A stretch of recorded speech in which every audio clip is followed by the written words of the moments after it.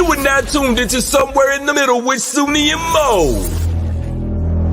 Hey, hey, hey, hey. Hey, hey, hey, hey. Hey, Don on the beat. Hey, I got so many ops. Everywhere I go, I got so many ops. so many ops. I know they plotting against me. I know it's hate, they wanna kill me, but please don't tempt me, cause I got so many glocks. Hey, ain't none of them empty. Jesus said they would hate me too. That's how I know it's envy. I got so many ops. Hey guys, welcome back to the show. Happy Friday. We've been gone for a while. We know you missed us. We missed us, but we're back. We're back and we're happy to be back. We have a lot of topics. I don't think we even really missed anything when we were gone because, you know, the news cycle and how it goes. But Soonie and I both had interesting vacations, to say the least. We were both in cold climates, and I don't know if that's what lended to the madness of it all, but yeah, let me just say this. I was reinforced on the repeal the 19th motto that Soonie lives by. I love the ladies that I travel with. However, there was one particular lady that was batshit fucking crazy. And like, I just don't understand how somebody could be like that. But I'm not going to talk about put people's business out there. I'm trying to stay saved. That's what I told Soonie. I'm trying to stay saved.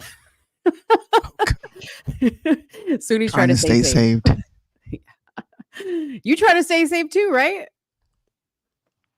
Yeah, I'm pretty honest about what I think. I held my tongue because I felt it was appropriate, but I also kind of didn't. I let people know what I think. I just kind of did it in a nice way. Oh yeah, in a nice way. I'm still recovering, guys. Being in the snow for a week straight and skiing and snowboarding for sure, and staying up late, it's just not the life for me. I'm 33 and I'm gonna start acting like it. Be in bed by 10. You're right. I was in bed by like 9 Yeah. o'clock every night on my vacation. Forget 10, 9 o'clock. Yeah. And pardon me, guys, if I'm still hacking up along and I'm breathing like a tree monster. You know, I was sick before we left for Colorado, and being up in that high altitude really like agitated my lungs. And yeah, I'm just like short of breath all the time.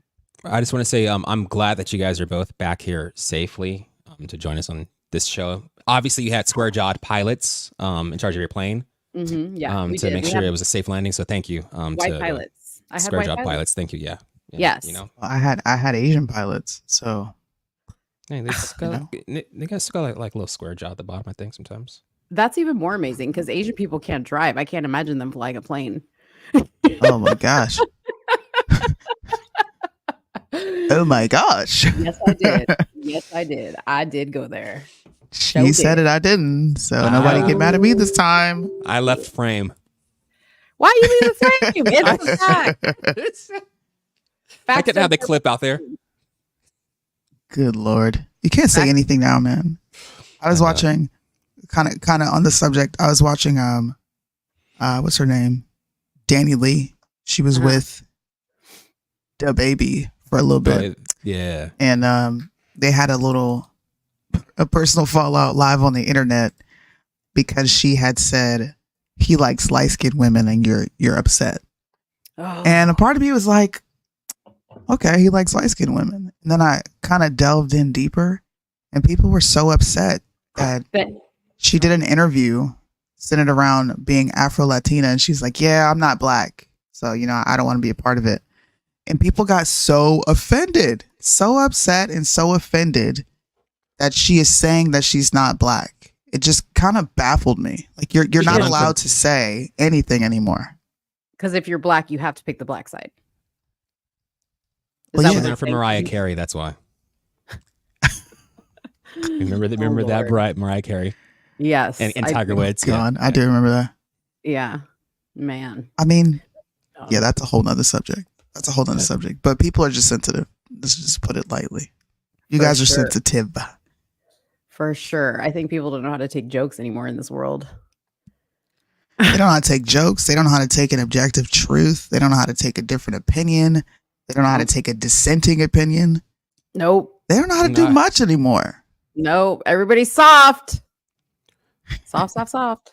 And speaking of inconvenient truths, did you know that Travis Kelce invented the fade haircut?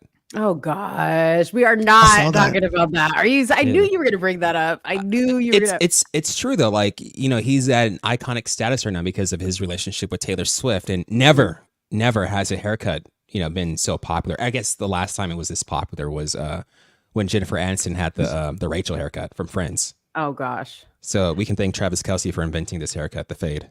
But I refuse to listen to anything he says about anything. So what did he actually say? I invented the fade?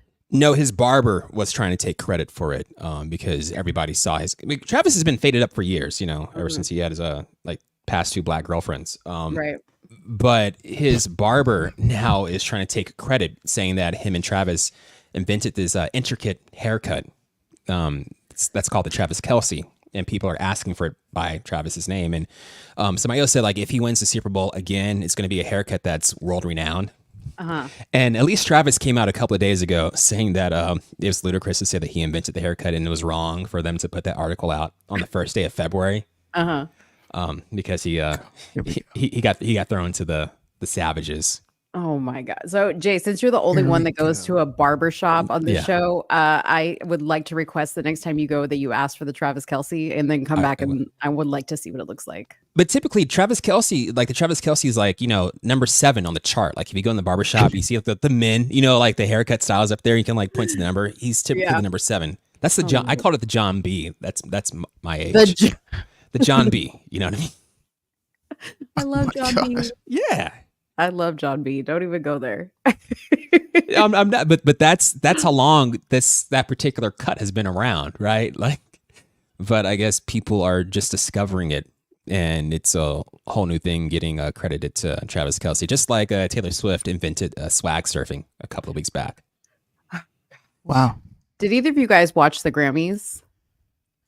No, I never watched that. I watched bits and pieces of it. Did you? What'd you think of it? I watched it on the plane on the way back. I don't. I'm sick of seeing like the same people nominated for every single category. Yeah. Does that make sense? It's like you have a handful of people that are in the same category over and over again. So it just makes it very anticlimactic. And and I don't know how Taylor Swift won again for album of the year. Yeah. Perfectly said, Soonie. Whatever. Yeah, that's exactly what I thought. Like, well, number one, I hardly knew anybody that was at that award show. Like Tracy Chapman, she was amazing. I was like, wow, dude, Tracy Chapman looks really, really Who is that? Tracy Chapman, she sings that Fast Car, Give Me One Reason to Stay Here. She's like an old from back in my day. Okay? Early 90s. I would play the song. But anyway, I was born in the 90s. The hell are you talking about back in your day? Well, but you were born in the 90s, so you wouldn't have been listening to her music because you were young. But like in those days, that's Tracy Chapman was she was like the Sinead O'Connor, like, you know, like Sinead O'Connor was really big back then. Anyways, she did a duet with Luke Combs. Yeah. And it's a real interesting story because Luke Combs talks about how that was like one of the first songs his dad ever played for him was Fast Car. And it was like a dream of his to sing with her. So to see them up on stage singing, and it was like, I love that song. I love that song. I love that moment because I think it gave the good old boys a heart attack seeing Luke Combs up there with a black female queer artist. Right. Yeah. And good old country boy and Luke Combs and a lot of people, you know, credited him with the song, of course, but then he rightfully, you know, said that this is a cover of what Tracy Chapman did and brought her on stage. First time she's performed in I don't know how many years to share that moment with him, which I liked a lot. Yeah. Personally. Yeah. That was very powerful. And then of course there was that, you know, the viral moment of Jay-Z winning album of the year. And people he got that humanitarian award thing. The Dr. Dre humanitarian award, right? Yeah. Anyways, he took the time while he was up there accepting his award to make mention of the fact that his wife, Beyonce, had won, a ton of Grammys, but had never won Album of the Year, kind of slamming Taylor Swift because she won Album of the Year. And people were comparing it to Kanye being up there. And I did not see the comparison. I was like, it's not the same thing. How's the only Did you see comparison. I did see it. They said the exact same thing. He just said it with more couth. That's it. Well, but here was my thing. Okay, when Jay-Z did it, he was up there accepting an award for himself. So he can use the time to say, I think, whatever he wants, right? And of course, that was his wife. Whether we agree with what he said or not, that doesn't matter. I don't really find anything wrong with him being up there and saying that. Kanye walked up while somebody else was accepting their award and interjected. It was like, I just want to say Beyonce had the best album of the year award and she should have won this award. His was a little bit less tasteful. I don't think what Jay-Z said was necessarily untrue. At the same time, I was just kind of like, get over it. She's won like 38 freaking Grammys. Like, give me a break. Who cares? So that was my thought on it. I really didn't think it was that big of a deal. What were you going to say, Jay? I think Jay-Z was speaking to the bigger moment of the fact that the last time a Black woman has won album of the year was in 1999 with Lauryn Hill. And anytime Taylor Swift puts out an album, it's considered to be the best. And she used her Grammy speech earlier in the night to announce that she has a new album coming out later on this year, which is probably going to win album of the year next year. But it's the same thing though. Like, people call Kanye crazy when he went on stage to bash Taylor Swift, saying that Beyonce should have won album of the year, back then, right at the MTV Awards. Same thing. Same thing in my opinion, saying that, that Beyonce should have won, or at least been nominated, right? Yeah. In that category for Renaissance, which I'm not a Beyonce fan at all, but yet when you see what's up there, and a lot of people who are fans of Taylor Swift said that her Midnight's album was not her best. I would know, because I didn't even know she had an album. I haven't listened to a Taylor Swift song in I don't know how long.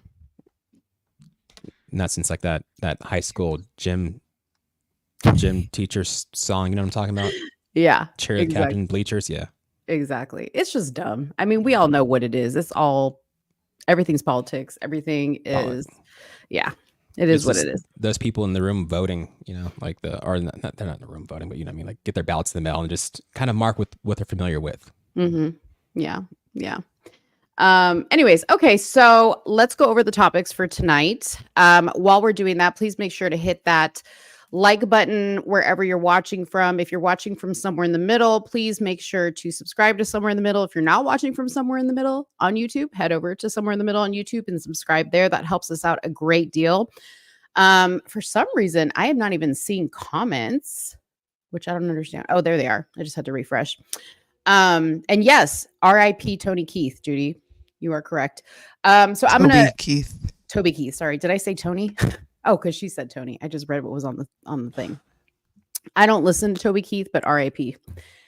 All right. So today we're going to be talking about a lot of topics, but we have some like bigger topics, and then we'll kind of intertwine some of the other topics in between. But obviously, we're going to be commenting on the Putin Tucker Carlson interview.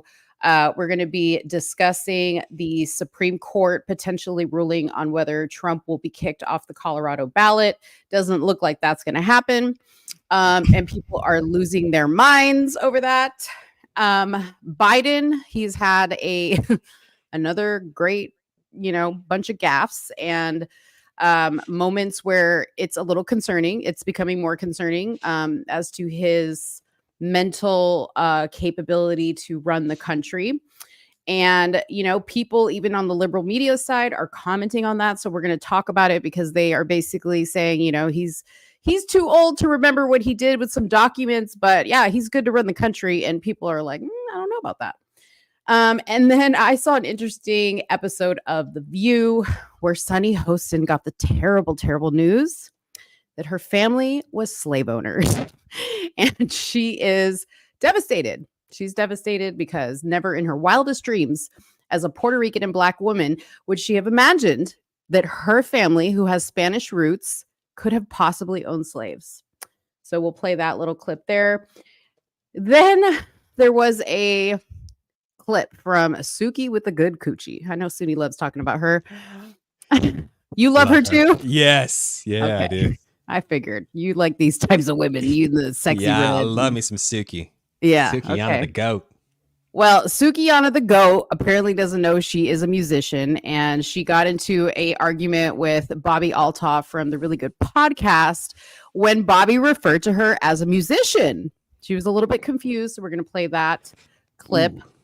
Then 50 Cent lashes out at Mayor Eric Adams of New York City about the gift cards that they're giving to the illegal immigrants, or they're proposing to give to the illegal immigrants. And Joy Reid had to comment on that. So we're going to play that comment, and then I'm going to give you an update because Fiddy has spoken to Eric, and he had kind of extended him an offer to have a conversation with him to explain to him about how these gift cards are working. So I'll give you the update on that. And of course, I said we're going to talk about more stuff. We have a lot of other little topics in between there. Jaron's going to be with us for about an hour now. I tell my wife I'll take her to dinner, and she's pregnant, so she needs food. Yeah. He doesn't want to. Oh my gosh. He doesn't want to upset the wifey. No.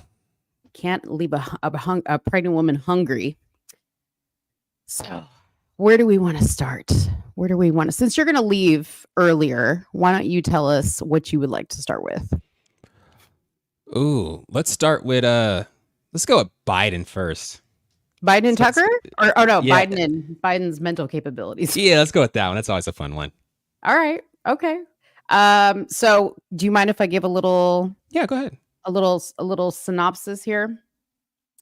So apparently Joe Biden suffered the worst day of his presidency after a bombshell report found that the U.S. president had significant limitations in his memory. Lawyers who interviewed Mr. Biden as part of the investigation into the handling of classified documents said he could not remember the years when he was vice president or when his son died of brain cancer. An ally of the president said it had been the worst day of his presidency, telling NBC News, "I think he needs to show us this is demonstrably false characterization of him and that he has what it takes to win and govern." Another Democratic operative said the report was beyond devastating and confirms every doubt and concern the voters have about President Biden. That basically he is not mentally fit to run the country. They basically said, well, if they're excusing him as far as this, this testifying that he's doing on these documents, and they're saying, well, he's just too old to remember, then how is he not too old to run the country? That is what the question is. And I do have some clips on that if you want to go ahead and give us your thoughts, and then I will play some of the clips. No, you can play the clips first. You want to play the clips first? Yeah, okay. yeah. Spread out, yeah. All right, hold on one second. Mo wasn't ready. I wasn't ready. Okay, well, I'll say that 100% that his age is an issue, especially for those of us on the left. Mm-hmm.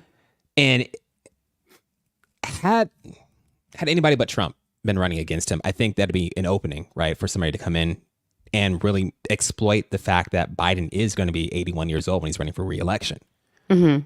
So, I had this conversation earlier thinking that it's an issue, 100% it is, but people will go out to the polls simply to vote against Trump rather than vote for Biden. Not because Biden is not mentally fit to run the country. We can say that he's not mentally. We would rather have a corpse in the White House than Trump. That's how much people want to vote against Trump rather than voting for Biden. So, yeah, but the question is, though, do they want to vote against Trump because they're being told he's this terrible person and he's so bad for the country, or because they actually think he's bad for the country and we'd rather have a corpse? I think people are uninformed. I think people 100% think that he is terrible for the country. And the only time I don't recall is an issue in a deposition is when it's Biden, because you remember back in when Trump was being deposed about Trump University, he said, I don't recall, 35 times in that deposition. So if you're going to use that to talk about Biden's mental fitness for office, the same thing can be said about Trump as well. Just get a montage of him saying, I don't recall 35 times, make that into a 30-second ad. And that's how you counter it, because they're 100%, because Rob, no. How am I wrong? Because how? You're wrong. Have you read the special counsel report? I skimmed it. I didn't read all of it now. Okay, I read it. Okay. All right. He did not remember when he was vice president. I'm sorry, but that's a pivotal, historical moment in your life. I'm never going to forget that. I'm vice president. He didn't remember. Or when your son died. Forgot. He didn't remember when his son died. Okay. He said thinks that his son died in a war. Your son died of brain cancer, not fighting in a war. And he sits on the stage all over this country and says this lie repeatedly. He did not remember, even within several years, when his son Bo died. His memory appeared hazy when describing the Afghanistan debate that was once so important to him.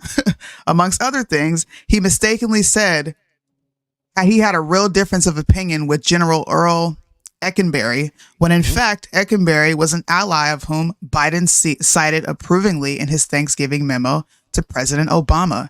He's not remembering very important things that a president should know. Now, Trump saying, hey, I don't recall, I think that's a stretch. Yeah. Him saying, I don't recall is like him saying, I plead the fifth. I'm not answering your damn question. That's what again. He's saying he doesn't recall. Biden said that when he was asked about his son that died of brain cancer, Bo, he was saying that he was thinking, how dare you ask me this question, rather than this is something that I don't necessarily remember. And then also, according to the report, he said that he didn't remember when he was vice president, forgetting that the first day of the interview that his term ended in if it was 2013. So he asked, if it was 2013, when did I stop being vice president? And forgetting on the second day of the interview that his term began in 2009. No, you're not gonna get me on this one, but let's listen to him in his own words and let's make a judgment. The conduct of the response in the Gaza Strip has been over the top. I think that, as you know, initially, the president of Mexico, Sisi, did not want to open I'm sorry. material to get in. I talked to him. I convinced him to open the gate. No, you didn't. Open the gate on the Israeli side. No, you didn't. Because who the fuck is Sisi? Who is Sisi? Who is Sisi, Biden? You're talking about the president of Israel and you confuse him with Mexico. Mm-hmm. You don't even say his name right. Listen, my grandfather has dementia, bro. My grandfather's going through Alzheimer's. I know it. He's not fit for office, period. To be fair, Gaza is part of the Mexico Strip border, just so you know. The Gaza Strip is on the Mexico border. But that's... To be fair. Bruh. I'm just letting you know. Jaron, you stretching. Come on now. You're stretching, okay? Wait, let me play this clip. This clip. Hold on. Biden, something the special counsel said in his report is that one of the reasons you were not charged is because, in his description, you are a well-meaning elderly man with a poor memory. I'm well-meaning, and I'm an elderly man, and I know what the hell I'm doing. I've been president. I put this country back on its feet. You didn't. How totally bad is your memory, and can you continue? Fucking retarded, man. My memory is so bad, I let you speak. Huh? Your memory has gotten worse, Mr. President. My memory is not good. My memory is fine. My memory, take a look at what I've done since I become president. Mr. President. Voters have concerns about your age. How are you going to assuage them? And do you fear that this report is only going to fuel further concerns about your age? Only by some of you. Mr. President, criminal liability today. Do you take responsibility for at least being careless with classified material? I take responsibility for not having seen exactly what my staff was doing. That right there is a fantastic point. Because he's very true with that, because I said the same thing about Trump, right? Trump had no idea what people packed in those boxes, because when you are moving out of the White House, you do so on Inauguration Day, and it's a quick movement, right? So Trump had no idea what was in his boxes either. Like, they don't know what's in those boxes, period. Yeah, but Trump didn't say that. I just got one What's thing. up? No. I agree that him nor Trump never knew what's in those boxes. So I agree with him on that. 100%. This is all we need to be doing. Congress, do your job. All right. 25th Amendment. This guy. Listen, Kamala will be there for a few months.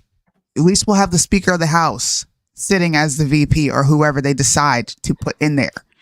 But this dude is not. The mall is open, but ain't nobody shopping. Like, look, I don't talk about Biden because my grandfather is going through what this man is going through on a national stage, being the president of the United States. I don't think it's funny. This is elder abuse. And people are really considering voting for him. And you ought to have your rights stripped away. This is why I say repeal the 19th, because you got a lot of idiot women out there. Oh, I want to be able to go unalive my child. What? But they're voting in their best interest. Again, run somebody that's not Trump. You know, Trump has only won in 2016. He has lost support in every election following, including midterms. Why do you want to put him up again and then say it's everybody else's fault for voting against him, for voting for somebody that's as dumb and sleepy as Joe Biden just because they don't want Trump? It's not their fault. First of all, let me say this. Let's have this conversation without bringing Trump into it. Because like I will criticize Trump all day long, but this is about his cognitive ability. And you know that we cannot compare his cognitive ability to Trump's. Trump is sharp compared to this guy. Now, I know a lot of people say Trump is pre-dementia as well. Hold on. We have a nurse in the chat. Okay. Red Pill will tell you. Some of the characteristics, how this guy walks, the way he looks, some of his mannerisms are just classic, okay, dementia, Alzheimer's symptoms, the shuffling of the feet, okay? And it's not funny. And, you know, I will say this, as a wife, okay, if I were Jill Biden, I would just be disgusted with allowing my husband to be out in the public eye like this and then making a mockery of him falling off bikes, you know, him falling down the stairs of airplanes, him being confused. She should be protecting her husband and she is leaving him out there for the wolves. And one has to ask, why is that? What do they have on that family? Okay, that she has to leave her husband out there the way she is, because it's sad. It's extremely sad. And we're going to have this conversation. And like I said, and not compare the two, because there is no comparison. Okay. Trump never said, oh, I don't know what they packed in those boxes. No, he said, I know exactly what is over at Mar-a-Lago because that's what I was allowed to take. That's what he said. He was not allowed to take it. He was allowed to take it. No, he was not. Yes, he was. Yes, he was. He was not allowed to take classified documents. Yes, he was. Yes, he was. Just like any other president is allowed to declassify documents, he's allowed to declassify documents. Right. Obama did it. He did it. Joe Biden was not president, so that's why he couldn't do it. But also, you got to declassify before you actually take it. But the stuff was still classified. There's a whole process to declassify. None of it was declassified. It was still classified when he brought it in. If you look up the process of declassifying documents, remember when he said just the act of me saying I declassify these documents is enough. The process that is listed in the law that I read is very obscure. Okay, so that's why he was able to take them, because it's not a black and white, like I'm going to go to this person and I have to fill out this form and formally declassify. That is not how it is listed in the law to declassify documents. So, but it does say you have to be president of the United States. And that's where Biden messed up, is he wasn't president of the United States. What you got there, Soonie? Is it just some polls? This is what matters. What matters is you know, the temperature of the country. Trump's support has increased drastically in all these court cases against him, being twice impeached.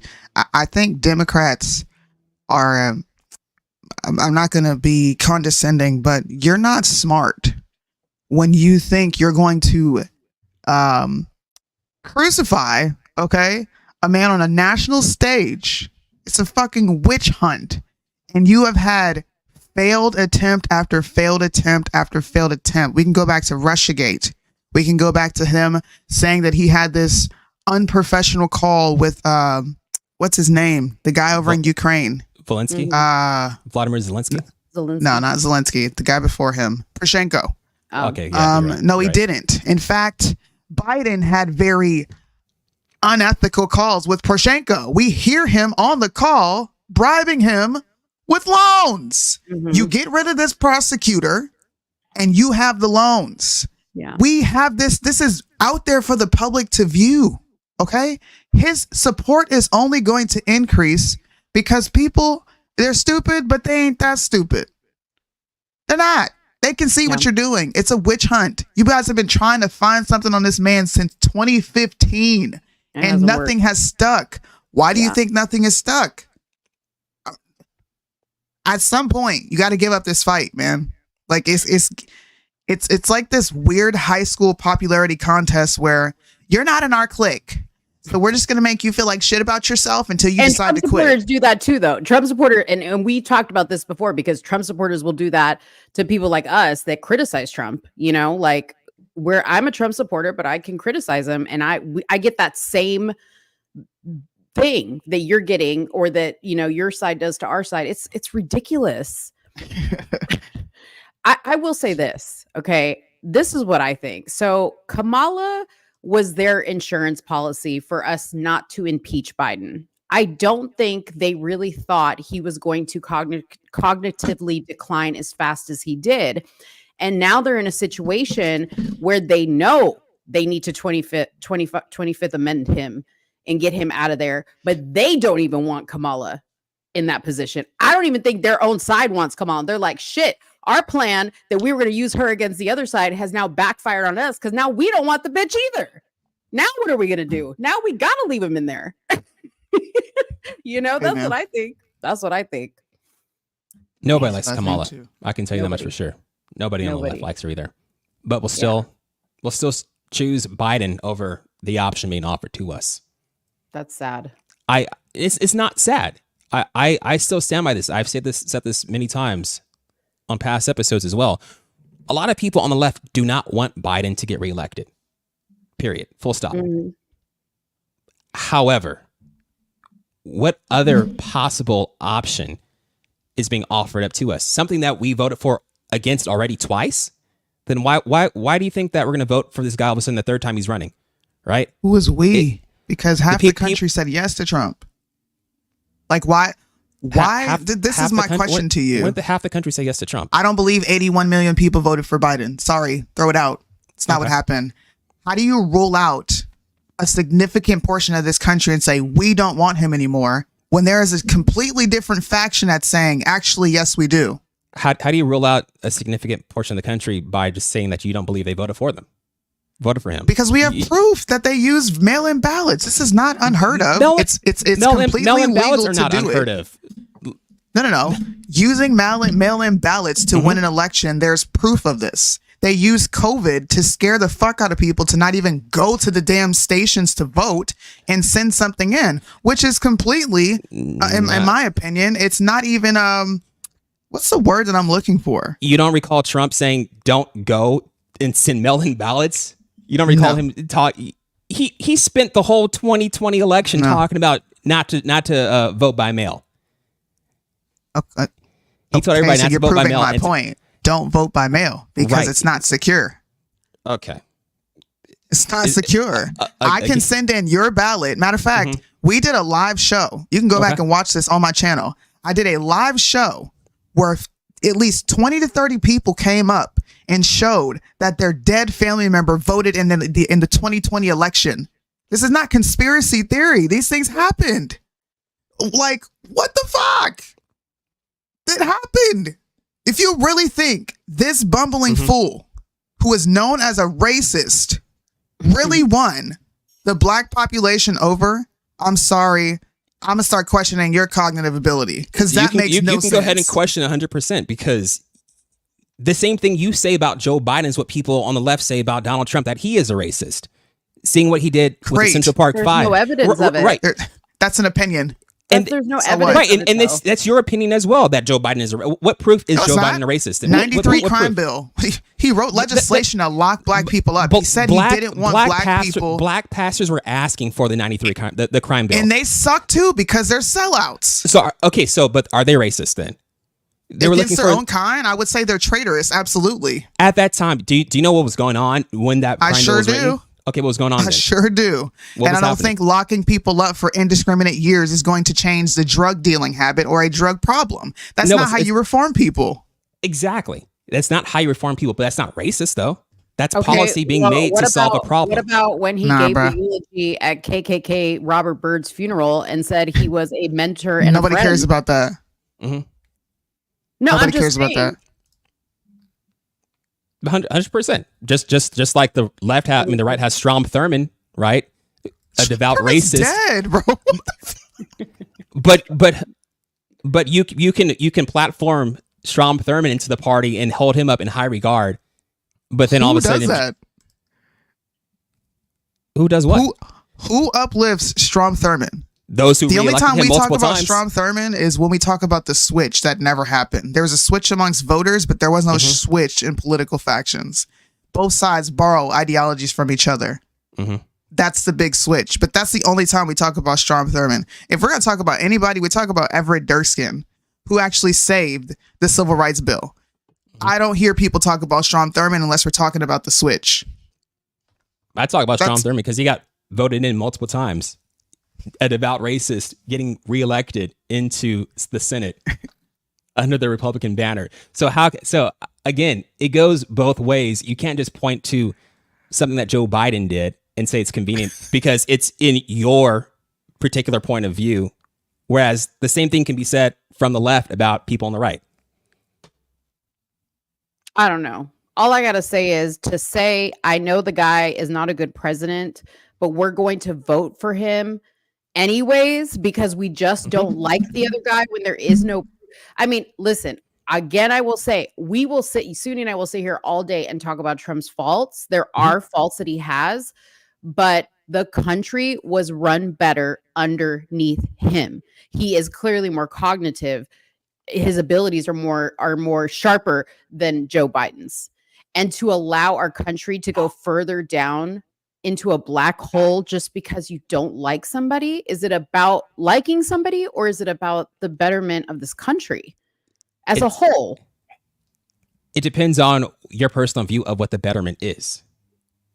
Because okay, so give me what your betterment is if you're going to vote for a guy that is clearly a hot freaking mess. Tell me what matters to you. I'd rather have somebody who's not on Twitter all the time talking every single morning. I don't want to have to worry about who's president. I don't care about what he has to say or what he wants to tweet out or who he's mad at today. I care about a woman's right to choose 100%. I think that is something that's important. That's going to drive voters in November. I also don't think that every single person that comes across the southern border is here to harm us. I think we should offer some type of aid within reason, right? So like, again, the discourse under Trump for a lot of people was negative. So they see voting against him as a positive because they don't want to go back to what they saw as a negative under Trump. Just like you think it's negative under Biden right now. So you want to go back to what you saw under Trump. You thought Trump was great. I don't think he's perfect. I can admit that. I'm not saying you thought he was perfect, but you said life was good under Trump. Yeah. People also believe that life was bad under Trump, which is why they want to vote against him. But believing it and it actually being a fact are two different things. Because like you said, you care for a woman's right to choose. Well, so does Trump. He says he's pro-life personally, but he thinks that every state should have the right to make their own laws. He wants to. He's not going to outlaw abortion across the board. He's not. He already said he wasn't. He literally said it on live TV that he's not going to do it at a federal level. Right. And he actually told the Republican Party to stop talking about it because you're not helping. So voting for Trump is not women losing their rights. It's up to the states, which is where it belongs. If the state says no, then take your ass somewhere else. 100%. I agree with that. So that's not a good point then. What do you mean it's not a good point?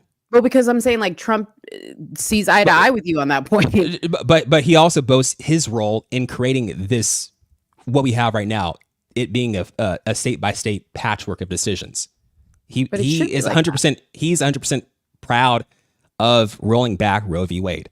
Yes, it should be like a good thing. That's a good thing. And it's a good thing because you agree with it. Other people see that as not being a good thing. Because it's a good thing because it is how the country is supposed to work. They're falling in line with the Constitution. Finally, the federal branch of government should not have this much power. That is never how this country was intended to run. The forefathers, the framers, whatever you want to call them, they power in what sense, though? What do you mean? They get to determine what the states can and cannot do. That's the role of the federal courts. The role of the federal court is to interpret the Constitution. That is the role. To interpret. We're talking about the Supreme Court. That is their only job.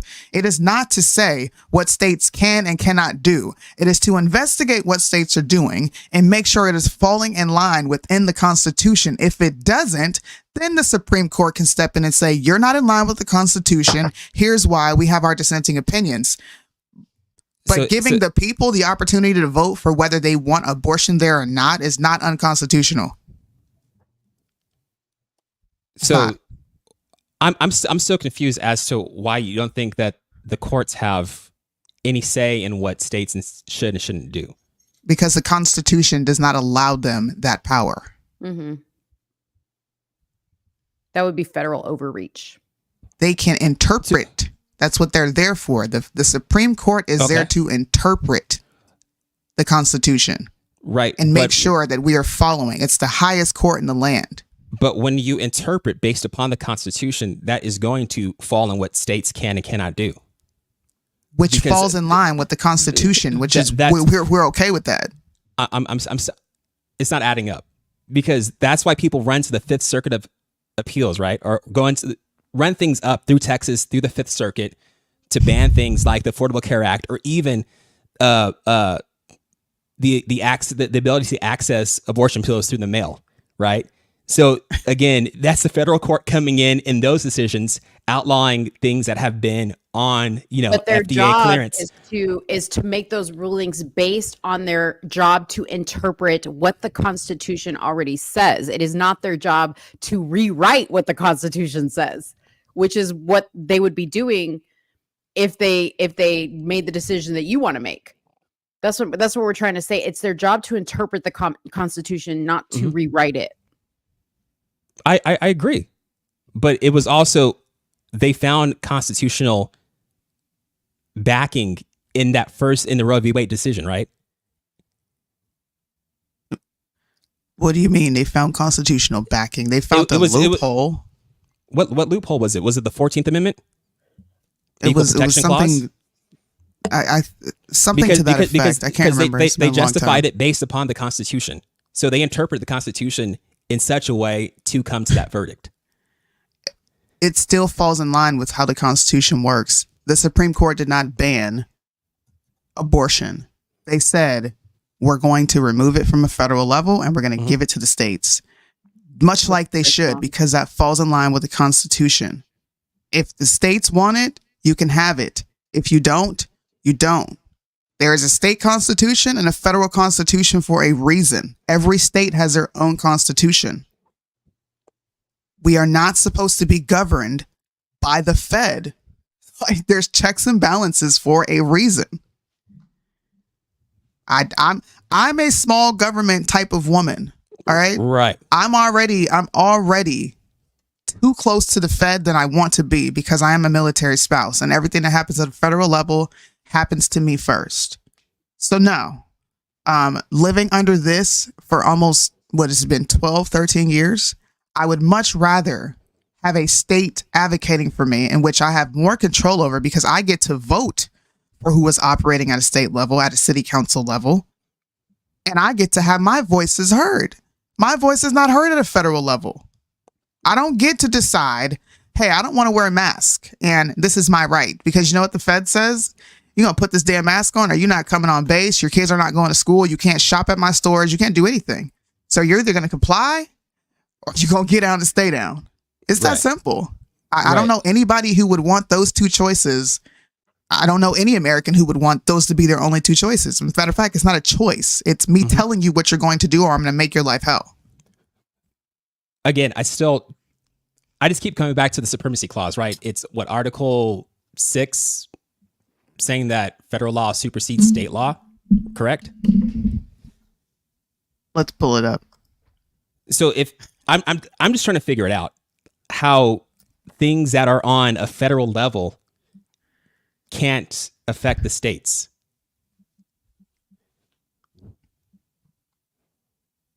Supremacy clause of the Constitution, article establishes that the Constitution and federal laws made pursuant to it, treaties made under its authority, constitute the supreme law of the land, thus takes priority over conflicting state laws. Either way, they're still bound to the Constitution. So you're just making my point. You're reinforcing what I've already said. So if it falls in line with the Constitution and the state is falling in line with the Constitution, then no, the Fed cannot come in and say, you can't do this, because they're not breaking any constitutional laws. Like, and it was the Supreme Court decided that the right to privacy implied in the 14th Amendment protected abortion as a fundamental right. That's so you asked what was it under 14th Amendment? 14th Amendment. So they interpreted it in such a way to come to what they saw as a constitutional basis for their opinion. Sure, we have Supreme Court justices that do that, but that's also constitutional because they're supposed to be impartial. They're not supposed to go in there with their own opinions. They're supposed to read the Constitution, interpret the Constitution, and rule justly. I don't care if it's a Democrat or Republican. You don't go in there and insert your own will. You just don't do that. But they both do it. Both sides do it. You will find constitutional reasoning to get to whatever verdict you want to get to and support it through the Constitution, because it's a dead document that can be interpreted many different ways. I don't think so. I think that's just man being arrogant and conniving and putting their own opinion on it. Yeah. Hey, the only Supreme Court justice you'll hear me really give credit to, because he is impartial and he does vote against things that I feel like he should be voting for, is Clarence Thomas. Clarence Thomas kicked the election case out. You don't have nothing. You don't have anything here that says these states violated the Constitution. So until you come back with something, we're not interested in hearing it. That's a Supreme Court that works. So that same Supreme Court that decided we're not really interested in your election fraud claims, there's the same Constitution that said, hey, this is a state issue. So to me, they're being consistent. There's nothing. What do we have to complain about? You got your way. We got our way. Everybody's happy. The election wasn't overturned. Look, the Supreme Court works. It just doesn't work when your feelings are involved. 100%. It does work.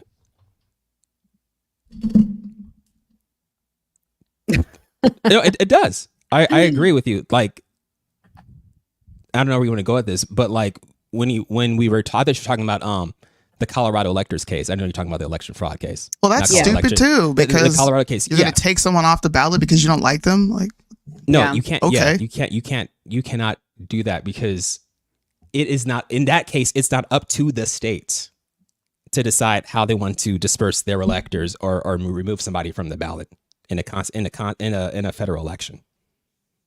You're talking about the Colorado trying to remove Trump from the ballot. Mm-hmm. Yeah. Mm-hmm.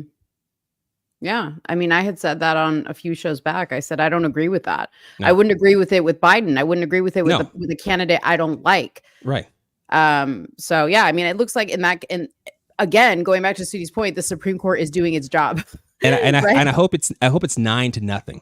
It might be 8-1, but I hope it's 9-0 though, because hopefully that this can be a moment of like putting political ideology to the side and just interpreting the law as it should be. Mm-hmm. Because it talks about engaging in an insurrection. First off, you got to be convicted of that, right? And there has to be something there. There was nothing there, and he wasn't charged with insurrection. Correct. So you can't just make up whatever law because you don't like, or you can't just base upon, you know, whatever political decision you want to come to based upon, you know, in the Constitution because you don't like the person. Right. Yeah. So hopefully it's 9-0. It's interesting that this particular issue also centers on Section 3 of the 14th Amendment. 14th Amendment is quite popular with these. Quite popular with President Trump, you know? Hey, look, I'm not a fan of Trump. I don't like Trump. I don't like the fact that he's so cozy with the queers. I don't like the fact that he's so cozy with the idea of women being able to unalive their children. I don't like a lot of things about the guy. But what we can't deny is reality. He is gaining momentum. He is gaining popularity because this president that we have in office sucks so freaking bad. So much so that you got loudmouth Stephen A. Smith talking about him getting reelected in November because the guy's going to win. I hope people listen to this. Tell me what you think. You can pick and choose. What it came down to for me is this. I see homeless folks in the streets of New York all the time that are American citizens. I damn sure see them in California. We've got poor, impoverished, starving people who were born and raised in this nation. How in the hell do we come up with a $53 million pilot program for illegals, but folks who are here legally are born here, we don't have enough of them? Just like we could come up with billions for Ukraine, but somehow, some way, we can't fix the homeless problem. I'm down for helping Israel. I'm down for helping address the situations with the Israeli-Palestinian conflict, okay? I'm down for helping the Ukrainians and fighting off Russia. What about poor and desolate citizens here? How the hell do you print money for foreign countries, but you don't print that money to help eradicate folks that are starving right here in the streets of America who were born and raised here? Mm-hmm. This is what I'm talking about. And so when you have something like that, what's the one way to eradicate it? Yes, you got to have a flourishing economy. Yes, you can't have inflation. Yes, you can't be on the verge of a recession. Milk don't need to cost $7. Bread don't need to cost $5. Don't get me started with how much sugar costs. Hey man, loudmouth Steven is about to have all black folks looking at Biden a little different. You already got Charlemagne. When is Trump coming back? Man. We had the Breakfast Club very early on. You know what it sounds like to me? Trump. You know what it sounds like to me? We got a cure for Trump derangement syndrome on. Yeah, just give him a shitty economy and say, you want Trump back? Yes or no? Yeah. Well, there's another person that has something to say who was, you know, notoriously a Trump hater, and that is Michael Rappaport. Let's hear what he's got. Here's why I think you're going to vote for him this time. Because you've seen what happened under his first term. Oh, I can't stand this dude, man. And he's got the mean tweets and he's orange, but life was good. There was no wars. The economy was going good. But damn, he's annoying to look at. But you also can acknowledge that the media had a major role in a major role in that. When you take a step back. Yes. You also acknowledge that. Because I will also acknowledge that, you know, that one thing about the Charlottesville that I ranted about. Yes. And I was wrong. About the both sides thing. Yeah. Yeah, and I respect so irresponsible. And I respect the shit out of it. Wait, let me hear him out. Hang on. Yeah. Go a little bit more. What do you mean by that? You were wrong on that. No, because he said the both sides, you know, there's good people on both sides. And when you see the full quote, that wasn't what he said. And you know, I ranted on him hard for that. Mm-hmm. Hard. There's some video about it, whatever. Yeah. I mean, I ranted hard because I was like, what are you talking about, man? Because you got played. And here's what this is why I think you're going to vote for Trump. Shut up. Much like me, much like many people, independent thinkers, not the sheep, realize we kind of got played a little bit. Yes, Trump ain't exactly the smoothest character. He's not Jesus Christ. No, but he actually, his policies and who he has around him are way better than what's going on there. And here's my final point. You see what's going on with the border. You see what's going on with the wokeness. You see what's going on with culture wars. And you see what's going on with actual wars. Yeah. Specifically, you see who the Democrats have exposed their hand.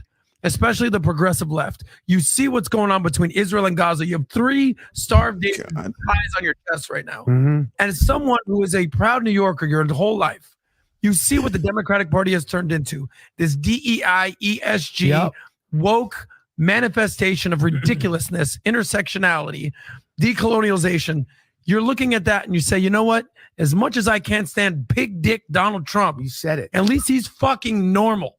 At least he doesn't want to turn my boy into a girl. He's normal. Well, yes. At least he doesn't want to turn my boy into a girl. Yeah. At least he's defending Israel, not the fucking terrorists. And at the end of the day, I'm a reasonable person. Yeah. So like you said initially. First of all, the latter part of his speech was total lies. Yeah. Just here to tell you guys, I'm going to be objective. Trump did not support Israel. In fact, Trump was very critical of Israel's practices. And he said if he was in office, what is the name? Habibi, whatever people are calling him. He wouldn't have done half the stuff he's doing now because Trump wouldn't have tolerated it. Sisi, the president of Mexico. Yeah. Let's go Joe Biden on that. You're lying. I can't stand that guy. Like, I don't like him. I cannot stand him. But he lied. Can we go back to the 2017 fine people on both sides comment? There's good people on both sides. Yeah, because I was wrapped up into that. Like when I first heard it as well, like I bought into like, oh man, he's defending white supremacists, whatever. But like you look into the context of what was going on. People were protesting the removal of a statue. The Robert E. Lee, right? The Robert E. Lee statue, right? Was that what it was? Yeah. So there were people that genuinely wanted that to stay as part of history, and others wanted it to come down. So by him saying there were fine people on both sides, that's accurate. But people took that and wanted to use that as a microcosm for him supporting white supremacy. Right. So yeah, no, very much so. Can we say the same thing with the Central Park 5? I'm not. I can't go that far. I can't go that far. No consistency there. Baby steps, Libby. Baby steps. because he used them to talk about bringing back the death penalty, and he just apologized after they were exonerated, saying he was wrong. Cool, no harm, no foul, right? Because you were talking about what was happening at that time, in crime being rampant in New York City, and the information you had to go on was these people committed that crime. Cool, bring back the death penalty. But then afterwards, when they were exonerated, to still double down on it, that's my problem. All right. Yeah. that's my so I can't give him there. But no, 100%. Like Rappaport's right about how that was. I think people were feeding upon this anti-Trump sentiment and this fervor that people wanted to just nail him on something for, and looking for anything to nail him on. And took that comment out of context. Reminded me of what happened to Shirley Sherrod under Obama. I don't know if you remember her. It was the lady that told the story of a white farmer who, she was like the head of ag, I think. A white farmer came to her asking for a loan. And the clip was a white farmer. I didn't do everything I could do for him. Something to that effect. And it was that little snippet that went out from Project Veritas, got her fired. But the whole clip was that she was talking about how she was having this moment within her saying that, this is a white farmer coming up to me asking for help. Now I'm a black woman in power to help him out. Should I do it? Part of me didn't want to based upon what I went through, but yes, I did because I knew that I was being wrong in that situation. I don't remember that. That was, I think, 2009. But people we'll take that little small clip and just run with it and create whatever narrative they want to. Yeah. But I mean, that's the whole, I don't want to say that everything that Trump says is taken out of context, but that is how Trump derangement syndrome was created, was off of that. And it's funny because I want to recommend to everybody that you follow the account House and Habit on Instagram, because she is amazing. And what's funny is she was like, I would say independent liberal type person. And now she's covering Trump quite a bit because she realized her viewers wanted to be like informed on all this Trump stuff and the election stuff. She realized there was a market basically for covering the election. So as she started covering it, she said, I had to start watching a lot of Trump speeches and go back and research, statements that Trump had made so that she could be posting accurate content. And she's like, I realized that everything we were shown about Trump, as far as things that he said that were just these inflammatory statements that were put out in the media, were wrong. because they were just these little clips, and that's not what he said at all. And, you know, it's a shame. It's a shame because people want this short form content. I saw it yesterday with the Putin Tucker Carlson interview. There were so many people that are like, this interview is boring. And I couldn't even sit through the beginning when he was giving the history lesson. And I was like, you know why? Because people don't have the patience to understand what he was doing there. He was giving a very pertinent history lesson. I was one of those people then. You were one of those people? I was one of those people. I could have the first hour of it. I was like, this is so boring. You really thought it was boring? I didn't. I was thoroughly amused. Yeah, I thought it was, yeah. But also, again, it's we're conditioned to say Putin bad, Ukraine good with no questions, right? The fact that, you know, there's money that's going to Ukraine that's unaccounted for, that they have misused, right? We're just writing blank checks to them. So yeah, you can question. We should question what they're doing with it. And it's not necessarily 100% Putin wrong, Ukraine is good. There's some nuance to the situation. Soonie, give us your thoughts, because you said you thought it was fascinating. I agree with you. I was captivated the entire time. It's fascinating because it puts eggs on the left and the right's face. Because I remember when, this is like 2 years ago now, when the Ukrainian conflict happened. Has it been 2 years? Yeah. Yeah. Oh, dang. I got absolutely wrecked for saying I stand with Putin. I remember posting this on my Facebook, and I posted the Russian flag because all of our Congress members were wearing the Ukrainian flag. I talked about how the expansion of NATO is why Putin is acting the way he is. I talked about how America acts as a fucking bully and they don't want people to act aggressive back towards them. Everything that he talked about was things that I mentioned. I love the fact that he mentioned the denazification that he is personally going through or personally noticing. I love the fact that he called out Zelensky. I'm not saying the guy's perfect, but I'm saying that in really independent minds who just so happen to lean right and conservative have been calling this out for a number of years. So for me personally, that's why it was so interesting. And I'm still watching because I like to get every bit and piece of it, because I'm going to do a bunch of reactions of me just being like, well, you know, I'm going to put the Rocky music in the back. I guess I was right again. People think that having a nuanced discussion means that you have to agree with a so-called terrorist because, sorry if the channel gets a strike for this, but it's the truth. Muammar Gaddafi was labeled a tyrant, and he wrote an amazing, beautiful piece to the UN complaining about how they have no voting power with NATO. And, you know, they're supposed to stand up and help out these countries in conflict, and they do nothing. Bin Laden. What do you think about Sorry, Saddam Hussein? guys. Saddam Hussein. Bin Laden did Saddam Hussein. All these guys did the same thing. They had the same complaints that Putin has. And you look at what they're labeling him as. Just go back in history. You don't have to agree with the acts, the egregious acts, the hatred of America. I don't agree with that. I condemn that 1000%. But I'm not going to sit and pretend like they didn't have a real gripe with NATO and that NATO isn't absolutely trash. The UN is one of the most useless governing bodies on this earth. There's no reason for them to be there. And last point, I'm glad that he brought up BRICS, because you know what you're going to see? You're going to see a ton of people that don't know what the hell BRICS or the UN or NATO is start to infuse geopolitics in their conversation.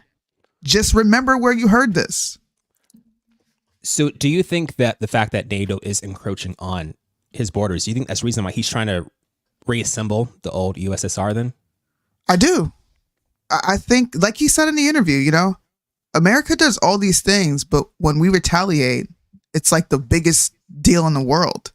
So you want to talk about freeing somebody because Tucker Carlson asked him, are you going to free that journalist out there? And he was like, sure, if you're willing to give a little. I think that's an amazing power play. If you're willing to give a little, if you're willing to listen to us, sure, we'll let your people go. But until then, ain't no negotiations going down. To me, that's a move Trump would do. We're not negotiating until you move a little. I want to play that clip real quick that you just talked about. Let's play it real quick so people who didn't see this can see what he's talking about. One last question, and that's about Evan Gershkovich, who's the Wall Street Journal reporter. He's 32, and he's been in prison for almost a year. And I just want to ask you directly if, as a sign of your decency, you would be willing to release him to us and we'll bring him back to the United States. We have done so many gestures of goodwill out of decency that I think we have run out of them. We have never seen anyone reciprocate to us in a similar manner. However, in theory, we can say that we do not rule out that we can do that if our partners take reciprocal steps. What makes this different is the guy's obviously not a spy, he's a kid. And maybe he was breaking your law in some way, but he's not a super spy. And everybody knows that. And he's being held hostage in exchange, which is true. With respect, it's true. And everyone knows it's true. So maybe he's in a different category. Maybe it's not fair to ask for, somebody else in exchange for letting him out. Maybe it degrades Russia to do that. He was receiving classified, confidential information, and he did it covertly. This is a 32-year-old newspaper. He committed something different. He's not just a journalist. I reiterate, he's a journalist who was secretly getting confidential information. I do not rule out that the person you refer to, Mr. Gershkovich, may return to his motherland. By the end of the day, it does not make any sense to keep him in prison in Russia. So I thought that was interesting. Awesome. And because I was just kind of like, is this guy just a journalist? Is he just a kid? Was he over there doing something else? Maybe was Paul Whelan just a dude? I don't know. Maybe he's safer over there in Russia. Maybe Mr. Paul don't want to come back to the United States because he knows he's probably safer there in Russia. Because the way that Putin said to him, he said to Tucker, this man who you refer to as whatever, kind of like, that's not who we know him as. And I'm not saying we need to trust Putin all the way, okay? Because he's Putin after all. But, I thought that was an interesting question. And people were like, oh, Tucker Carlson, he's just this amazing American. He's brokering the release of a hostage. And I saw a little bit past that. I was like, When I saw that, the only thing I could think of was Edward Snowden, how he's in Russia for for disseminating, U.S. classified information. And how Putin's like, nah, you can't, no. Like he's giving shelter to Snowden, but with this dude right here, he's like, nah, you can't have my secrets. W. Well, 9/11 was an inside job. Right. The CIA. So speaking of the CIA, and I'm glad Soonie clipped this and posted it with the comment savage, because I thought this comment was savagery. Okay. When I saw this comment, I was like, ooh, he said, I'm about to let you know. This is a power play. I'm about to let you know. I'm going to tell you, I got to play this comment. And this is when Tucker asked Putin about who blew up the Nord Stream pipeline. Here we go. With the backing of CIA, of course. The organization you wanted to join back in the day, as I understand. We should thank God they didn't let you in. His face. Like, he's like, like when your mom asks you a question and you're like, I know she knows the answer to this, and if I lie to her right now, like, little tuckums. That was his face. So it is a serious organization. I understand. With the backing of CIA. Yeah, when he said, I understand, dude, the whole body language there, I was just like, damn, Gina. Damn. So who blew up Nord Stream? U.S. Oh, was it us, Ukraine, or both? I thought from the very beginning it was us. It was either us or Ukraine or both in tandem. Well, and Putin made a good point. He's like, you got to look at who has the capability to do so, and whose interest would it be to blow it up? Exactly. Yeah. Exactly. I mean, what's made it clear to me is clearly, I don't know, whether either this guy is an extremely great actor, it could be a little bit of both. But Putin. Okay. I found him extremely sincere in this interview. Okay. Real. I didn't get the impression that he was putting on for anybody in this interview. I think that he made it it was sad to me because I thought to myself, how is it that a leader of another country seems to care more about the United States than our own leader? Sorry, I had to burp. It's propaganda. That's what he wants you to believe. He wants you to believe that, same thing that people in Russia can say about us. We care more about Russians, living under Putin than he does about his own people, about, getting the sanctions lifted so they can live freely. Right. So it's just it's a propaganda play on his part to give that allure that he does care. He genuinely cares about America and our interests. Well, I think I don't think so, because I think if we're stable, they're good. That's what I think. So I think he does have a just like the rest of the world, right? He does have a vested interest in us being a stable country, because when we're a mess, the whole damn world falls apart. Case in point, that's what's happening. But, to me, he made it very clear that I'm more than willing to have discussions with your president, which, by the way, he said I have not spoken to in I don't know how long. Okay. Good news on that. Joe Biden probably doesn't remember the facts on that either. Okay. But he made it clear that I'm more than willing to have discussions about making things right over here with whatever's going on. But it doesn't seem like your country wants to have discussions. It doesn't seem like your country has a vested interest in ending this war. It seems like your country wants to keep on going. And it seems like that to me before I even saw this interview. To be fair, Joe Biden did talk to the Russian president. He said he had a conversation with Mikhail Gorbachev yesterday. That's his best friend. Exactly. I don't know. I mean, I thought it was a good interview overall. And I agree, because like once we move past this whole, idea of like black and white, right? Like, if I don't like you, then everything you say is wrong. Or, if I like you, everything you say is truth. There was factual stuff inside that interview between both Tucker and Putin that came out, Mm-hmm. So yeah, like Soonie said, it's very nuanced. Yeah, absolutely. So I'm going to play a couple more clips. I think I have one or two more clips here from the interview. So this was a clip where Putin reveals which world leader crushed the Ukraine peace treaty. I think at this point, as of February 2024, he has the latitude, the freedom to speak with you or your government directly about putting an end to this, which clearly isn't helping his country or the world. Can he do that, do you think? Why not? He considers himself head of state. He won the elections. Although we believe in Russia that the coup d'etat is the primary source of power for everything that happened after 2014.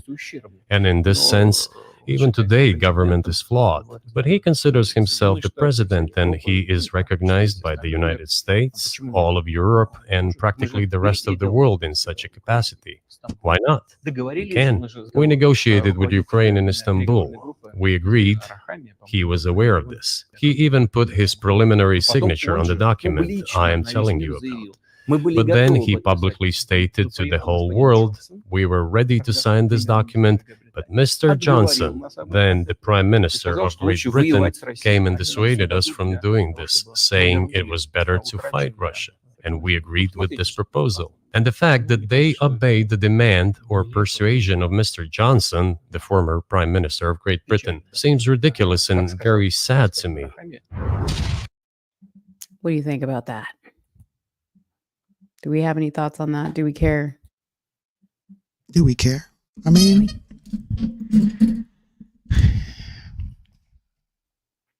it's what's more disturbing is you have a foreign president understanding and knowing more about our country than our sitting president wants to say, or that he wants to lead on, I should say. I think most of our politicians are well aware of what's going on. They're well aware. But for it to take an American journalist and a foreign freaking president from Russia to come together to give more nuanced, contextualized information to the American citizens is actually sad. We're in a really sad, disturbing spot in this country, but we're also in a good spot And I'm happy because that means independent journalists get to finally have some shine outside of legacy media, bro. Legacy media sucks. They're only there as a parrot for Republicans and Democrats. There is no independent voice in this country. That's why they call you the silent majority. It is time to stop being silent. Yeah. For crying out loud. Please get loud. Please.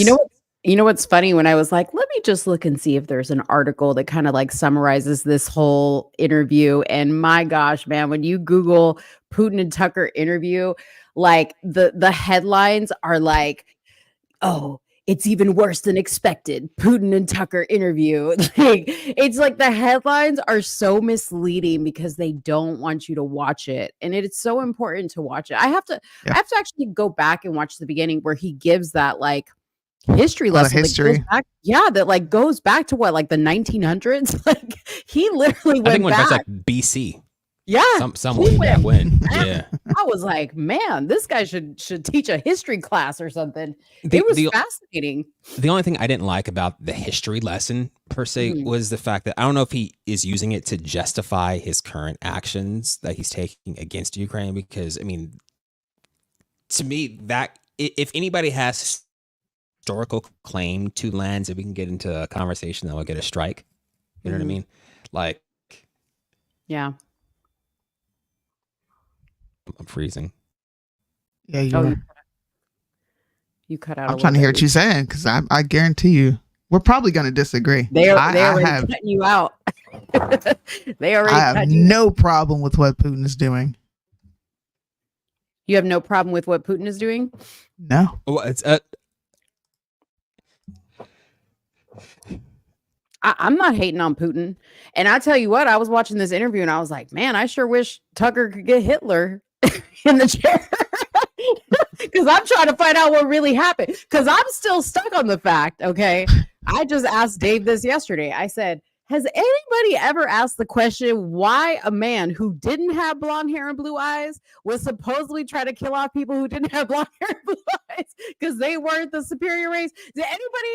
Has anybody really questioned that? Because I'm starting to think. No. I mean, I'm not saying Putin is innocent. I'm not saying that he doesn't have his tyrannical moments, okay? And I'm not saying that about Hitler. All I'm saying is if there's one thing that this interview taught me, it's that we're not getting the story the correct way.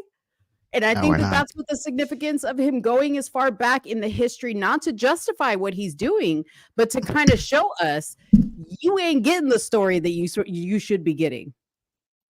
Well, I'm just saying. Is he back? I don't want to cut him off. I don't know.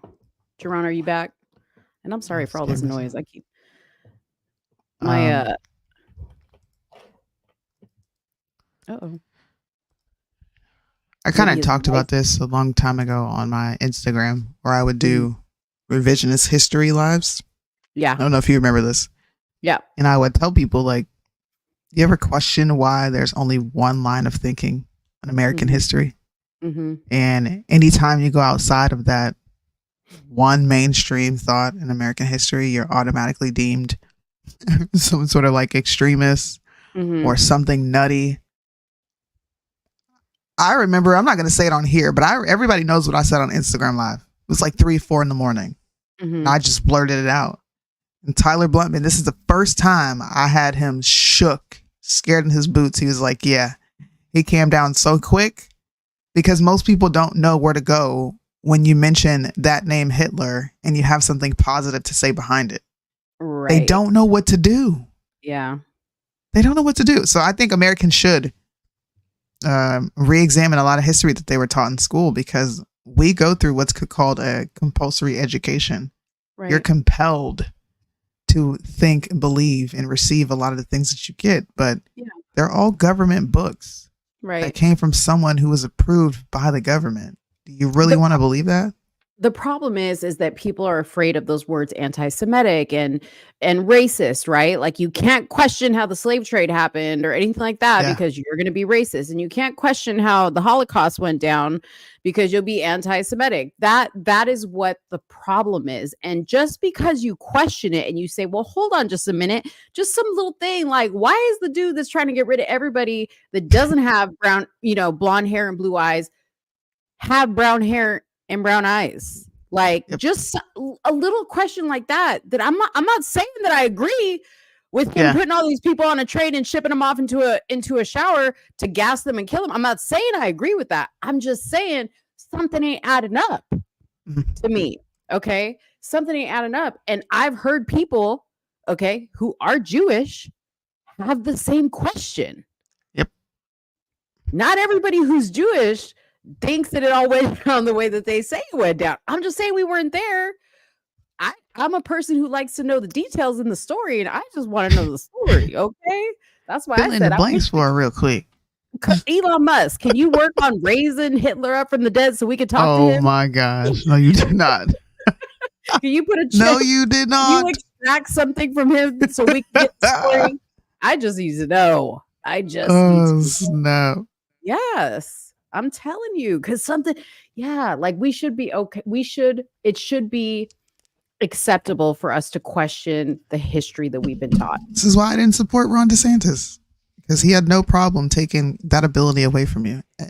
Children are their minds are inquisitive by nature. Now, I want my kids to question, like, you don't believe in the slave trade? You don't believe all these ships brought over black people? Hell no. And you know what? Well, why, Mom? Well, hey, we got this history in our family. You read this book, read that book, and then you come to your own conclusion. That's what I did. I did it much later in life, but I read every book imaginable. I went back and said, dude, where are the slave ships? You don't listen. You know what they did? Sometimes I feel like when I ask questions and it goes out into the ether, the universe answers me back in very just subtle ways. So I kept questioning why we ain't got no slave ships, y'all. What's happening? This is a couple years, right? And you know what these fools did? These motherfuckers, these Bamas brought out an old dirty, nasty piece of soggy wood from the bottom of some lake in Alabama and said, here's a piece of the slave ship. Are you kidding me? Wait, for real? We have no evidence of slave ships? No. Are you serious? Other than logs that they say. Like random log. But we have like no bill of sales. There is no physical ship that they've ever found. And even more so, how in the hell did you travel across all those oceans on a wooden ship and all them people packed in there and ain't one of them fought you back and you were on their terrain? Are you kidding me? You don't think them people is out there making swords and axes and what you call them? Spears? Bow and arrows. Okay. So it says, history demands we preserve the wreck of America's last slave ship, the wreck of the Clotilda. Clotilda, yes, that's what it is. The last ship to bring enslaved Africans to the United States remains buried in the mud on the bottom of the Mobile River in Alabama, exactly where I discovered the long lost ship 3 years ago. Where is the picture? Dude, it is literally a piece of wood. I'm not even playing with you. Wait a minute. It's not. Hold on. It's not this Black right History Month. Oh yes, I forgot to wish you guys happy. Is it this? This is it. Is this it? That's it, though.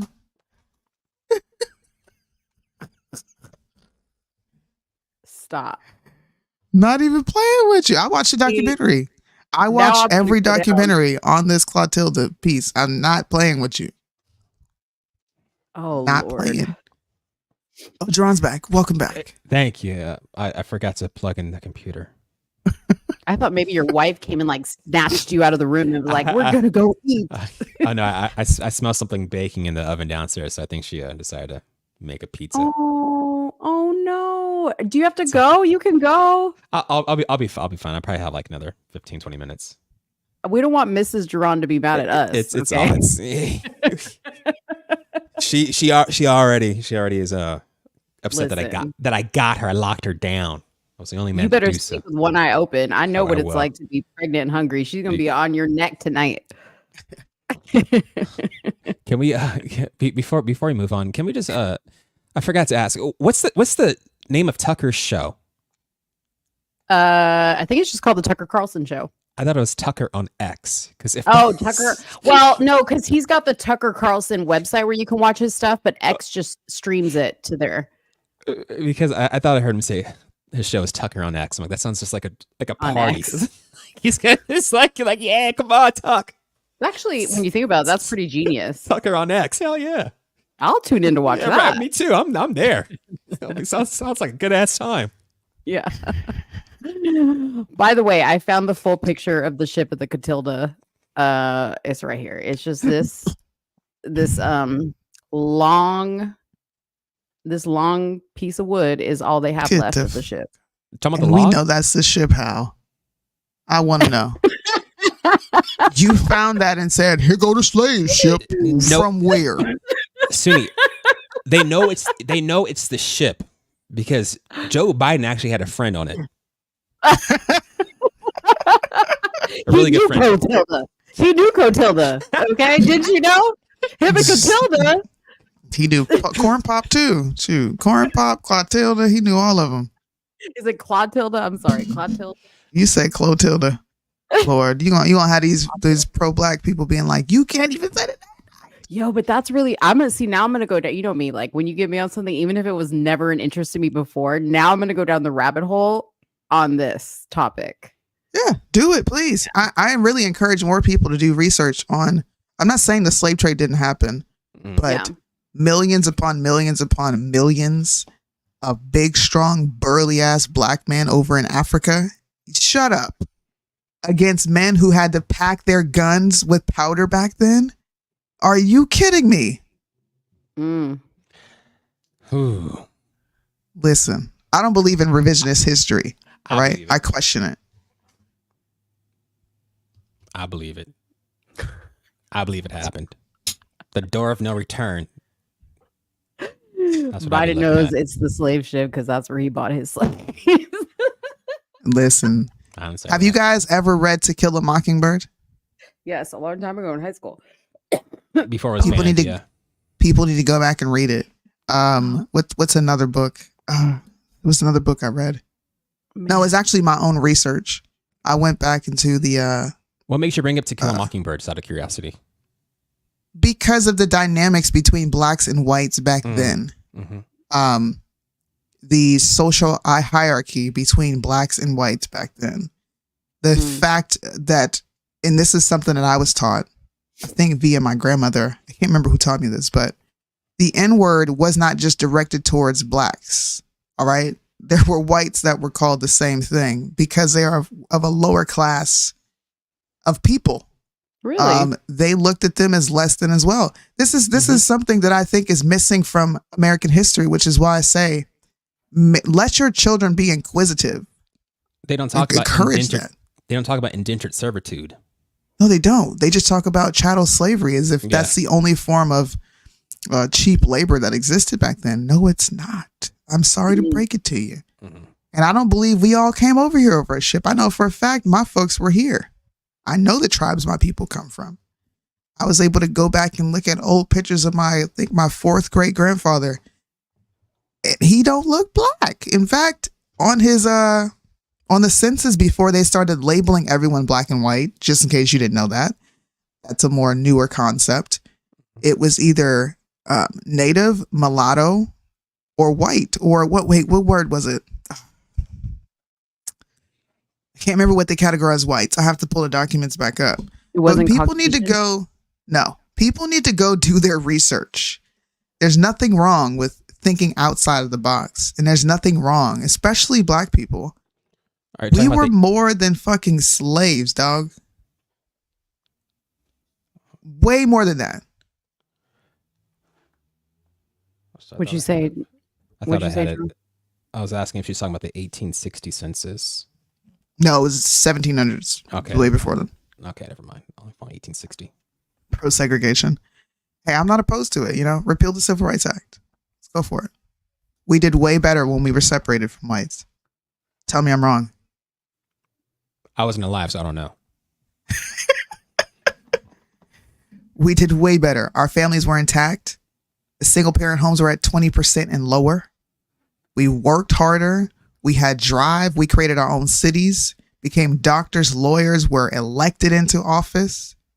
All these things were happening prior to Reconstruction and after, and it didn't stop until the government came and stuck their nose into people's businesses because, yes, they had a major hand in rendering a lot of Black people jobless. They did. So good intentions have bad outcomes. I don't believe in solutions. I believe in trade-offs. And more people need to adopt that mindset. We were doing good until, people came and started ruining everything we built up. Not talking about the government either. Yeah. See, I'm too far removed. I'm 33. My mom was born in the civil rights era. Her mother was born during the whole, racism, Black codes. My grandmother was around when there were still plantations. In fact, her family owned and lived on one. So that emotional connection is not there for me. It's kind of like you are slapping so many people who came before us in the face by saying, well, they tore it down. Well, rebuild it.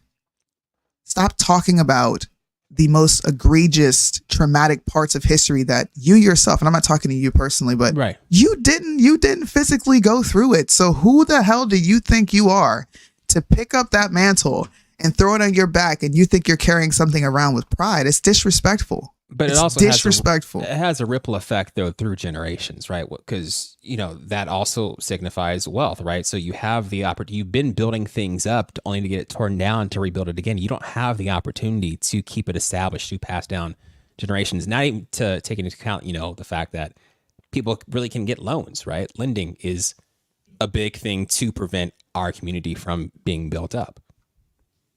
So I don't know. I think it's just a lot. A lot. We need to be better with money. Oh, very much so. First thing we want to go do is go. The Jewish dollar stays in the Jewish community, I want to say, for 7 days before it ever leaves it. So it circulates amongst our own community before it leaves it. Black people want discounts. Yeah. Can I get a discount on that shirt?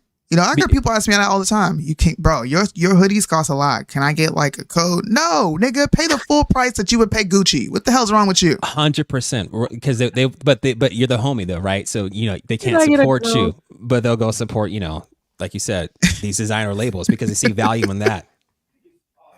Oh man. No, you're right. No, you better pay for my hoodie. You know how long it took for me to come up with this stuff? By the way, thanks for the code. Soonie, they don't sell your hoodie at Rent-A-Center. No, they ain't got my hoodies on Rent-A-Center for rent. You can put it on layaway and purchase it over. You can, what is it called?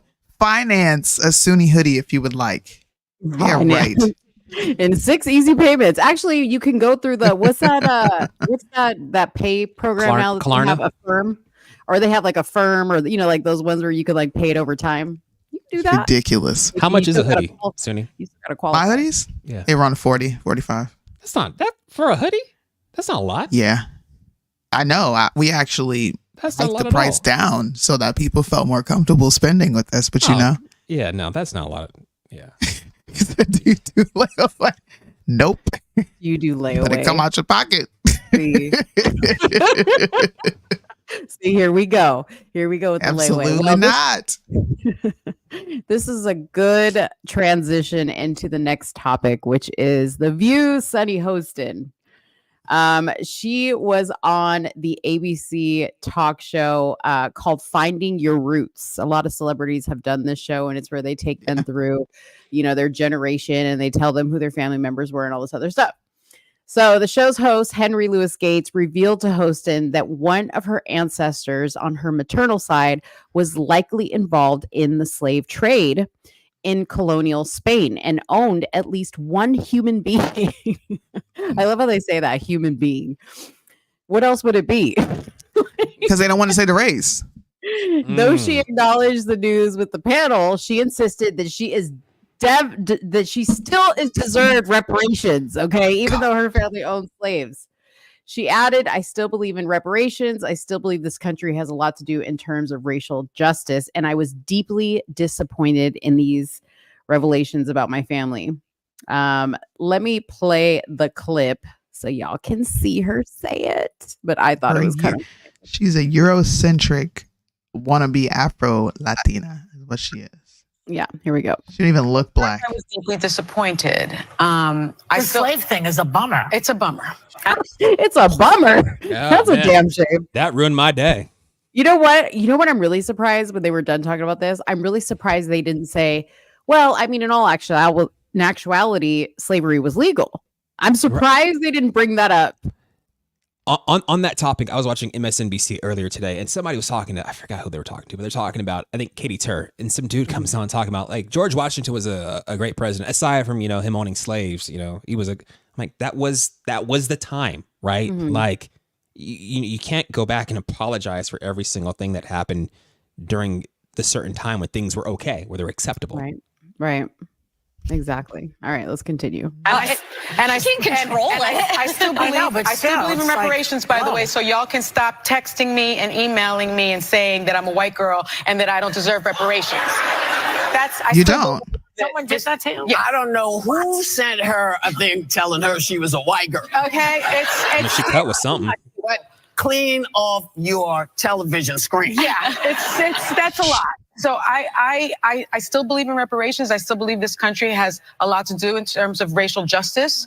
But what I would say, Sarah, to your question is that I feel that I'm enriched by knowing that history. I'm enriched, and I'm enriched by knowing that my family has come so far from being enslavers to my mother marrying my father in 1968.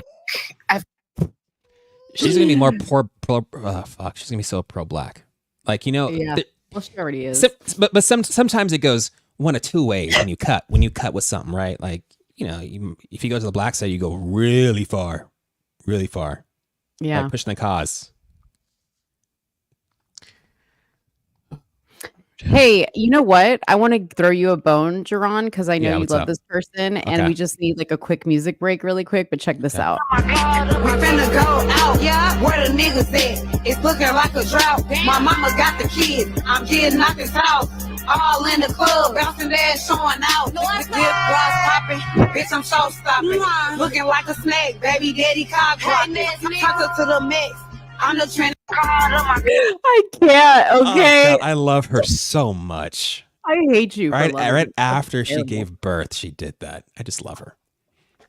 I love her. I think that's what it is. Like, you love Trump. No, I'm not being funny here. But no. Gotta bring it back to Trump. But because you love Trump because he's authentically himself, right? In a way. Yeah. That's how I feel about her. I know it doesn't make sense, but I just connected. That's how I feel about her. She's just being her. And it's like, she's not apologizing for anything. She's just out there. Oh no, she's not apologizing. She doesn't care what people, if she says something, she doesn't care if she offends you. She doesn't care what you think about her. She's going to do her, and that's it. But you know what? Like, one day your child is going to see that of you dancing around after giving birth, looking crazy, talking about my baby daddy. I don't give a fuck. Again, she's just doing her. She's Please doing her. Speak some sense into this moment, please. Come on now. Please, Soonie. I love it. Please, Soonie. I don't think I should. I get sensitive about this topic. I really do. Because number one, it's disrespectful to Black women. This taints our image. Mm-hmm. I don't have a baby daddy. Number one, I have a husband. And I have one father to my children. That I married that man. And I've been with him ever since. So this taints the image of Black women that's already fucking tainted. So the fact that we celebrate this, it's a spit in the face. This is just like, how do you complain about a Trump, about any racist crap at all, Jaron, when this is on the forefront as the voice of Black people? Why do you think so many people in politics don't even know how to talk to me? Because they're like, well, what do you want? I want the same shit you want. I want the government to be out of my business. I want my weapons. I want my taxes to be lowered. I want money in my pocket. But because of this negative stereotype that is on blast, okay, Sukiana represents me whether I want her to or not. Oh, and she is the most vile, disgusting depiction of what Black women are. I speak properly. I read books. I know what a musician is. I didn't need like you just embarrassed yourself. Look at her. She looks like a character from freaking Babs. When I was a young girl, that was something you made fun of. It was not cool to walk around and be ghetto. It was not cool to walk around and be loose with yourself. That's not how we carried ourselves. Yeah. I wish we could go back. You know what? I would rather be alive in the times of segregation and slavery than to be a part of this now, because the depiction of Black people is absolutely disgusting. It's so disgusting. What would the white equivalent of like Suki or Sexy Red be? Like, we don't. Kim Kardashian. That's it. No, I'm talking like if somebody, for example, is like super proud to be a good old boy, right? Like I'm trying to think of like the equivalent, because there are certain people. Okay, I'm just gonna go pick up the word. Yeah, I'll be free in a second. Okay, sorry, the text message came through. But there are people though in her walk of life. That's also I see what you're saying. Like, it does depict the hypersexualization of Black women and like those tropes that exist historically. But there's also people, like there's a segment of the population who look and act like her. Yeah, there is. Whether we like it or not. There is, but they speak for us. That's the problem. That's the because problem. I'm not allowed to get on TV and say my thoughts, or I'm a coon and I'm a sellout. But you can have these disgusting bitches up there twerking, my pussy pink, my booty hole brown. I don't talk like that. I don't talk like that. I respect myself. I don't get on stage and objectify my body. That does not speak for all Black women. No different than the thuggery of rap music speaks for Black men. There are more Black men who work a 9-to-5. They're law-abiding citizens, and they don't care to deal with whores and sleuths and all these other things. But that is a representation of us, and we celebrate it. We celebrate it like it is something to be proud of. No, it's not. It's disgusting and it's vile. And you know what? If Taylor Swift were to come out all of a sudden talking about my pussy pink, my booty hole brown, people would be like, "Come on now, Taylor, you're better than that." No, they say that's a bar. Like, she wrote a fantastic. No, they wouldn't. No, they wouldn't. They'd be like, Taylor Swift invented the most fantastic lyric ever. Nah. What was that? No, I'm saying if Taylor were to put my pussy pink, my booty hole brown into one of her songs, it'd be like, oh man, she came through. She came through with a bar. If she said my booty hole brown, I'd be like, you better wipe that thing better, because it shouldn't be brown. Get it bleached. But I still just think that I don't know if it's like, to me, they're just being authentically themselves. Like there is just there's a person out there like that. You know, I mean, maybe I don't think it's dumbing anything. I get that. Yeah, unfortunately, this is who we put to the forefront, start celebrating. Yeah. Well, I wanted to bring this interview up really quick because first off, for those of you guys that don't know about Bobbi Althoff and aren't familiar with her really good podcast show, she has a shtick, which is she loves to give this like really dry interview and kind of make the interview very awkward. I'm actually a fan of her interviews because I find them I find them entertaining. But I do want to say this is a very highly followed influencer had posted about this interview and said this has to be satire. And I actually know this person, so I reached out and I was like, yeah, it is satire. And then I saw that this person made an entire video to talk about the way Sukiana responded in this interview, which I will play in a second, basically highlighting the fact that the interview, the way that they wanted it to look, was that Sukiana was an idiot, which I've watched enough of Bobby's interviews to know that I know Sukiana is not this dumb. This is just how she was playing along for this type of interview that Bobby does. I'll play in a second, but what'd you have to say? I don't like this Bobbi Althoff girl. First off, she's getting divorced, so yeah, she is now. because of that Drake interview. That's right. They're saying, but she has this thing in which have you noticed that she always goes, or a lot of times, majority of the interviews I've seen from her are with black entertainers. And she has this thing in which she makes them look dumb or aggressive. It's well, she did it with Mark Cuban. She had an interview with Mark Cuban and made him look dumb. That too, but I mean, the majority, from at least what I've seen or what goes viral, is putting black people in, like making her look like she's sweet, innocent, and like her interview subject is just stupid or aggressive or like that's why I don't. That's what Soonie talked about. You already know where I'm about to go with this, don't you? Where are you going? Where are you going? Go. Let's go. Look, you have an issue because a white woman is making, number one, she don't make them look stupid. They make themselves look stupid. They know when they go on there what type of interview they're going for. She's too viral for you to be that dumb. Right. So you're expressing an issue, and it's your issue. You're allowed to have it. But you're expressing an issue with this white woman making these black folks look stupid. But then when these black folks make themselves look stupid, such as Sexy Red, busting it open on a hospital bed after you just gave birth, you're like, ooh, she's authentically her. What's the difference? No, I'm not saying like that. I'm saying people are automatically. So if you play back with her, right? Like if you're throwing it back to Bobby, then you're dumb. Like there's no possible way for you to be playing along with the joke.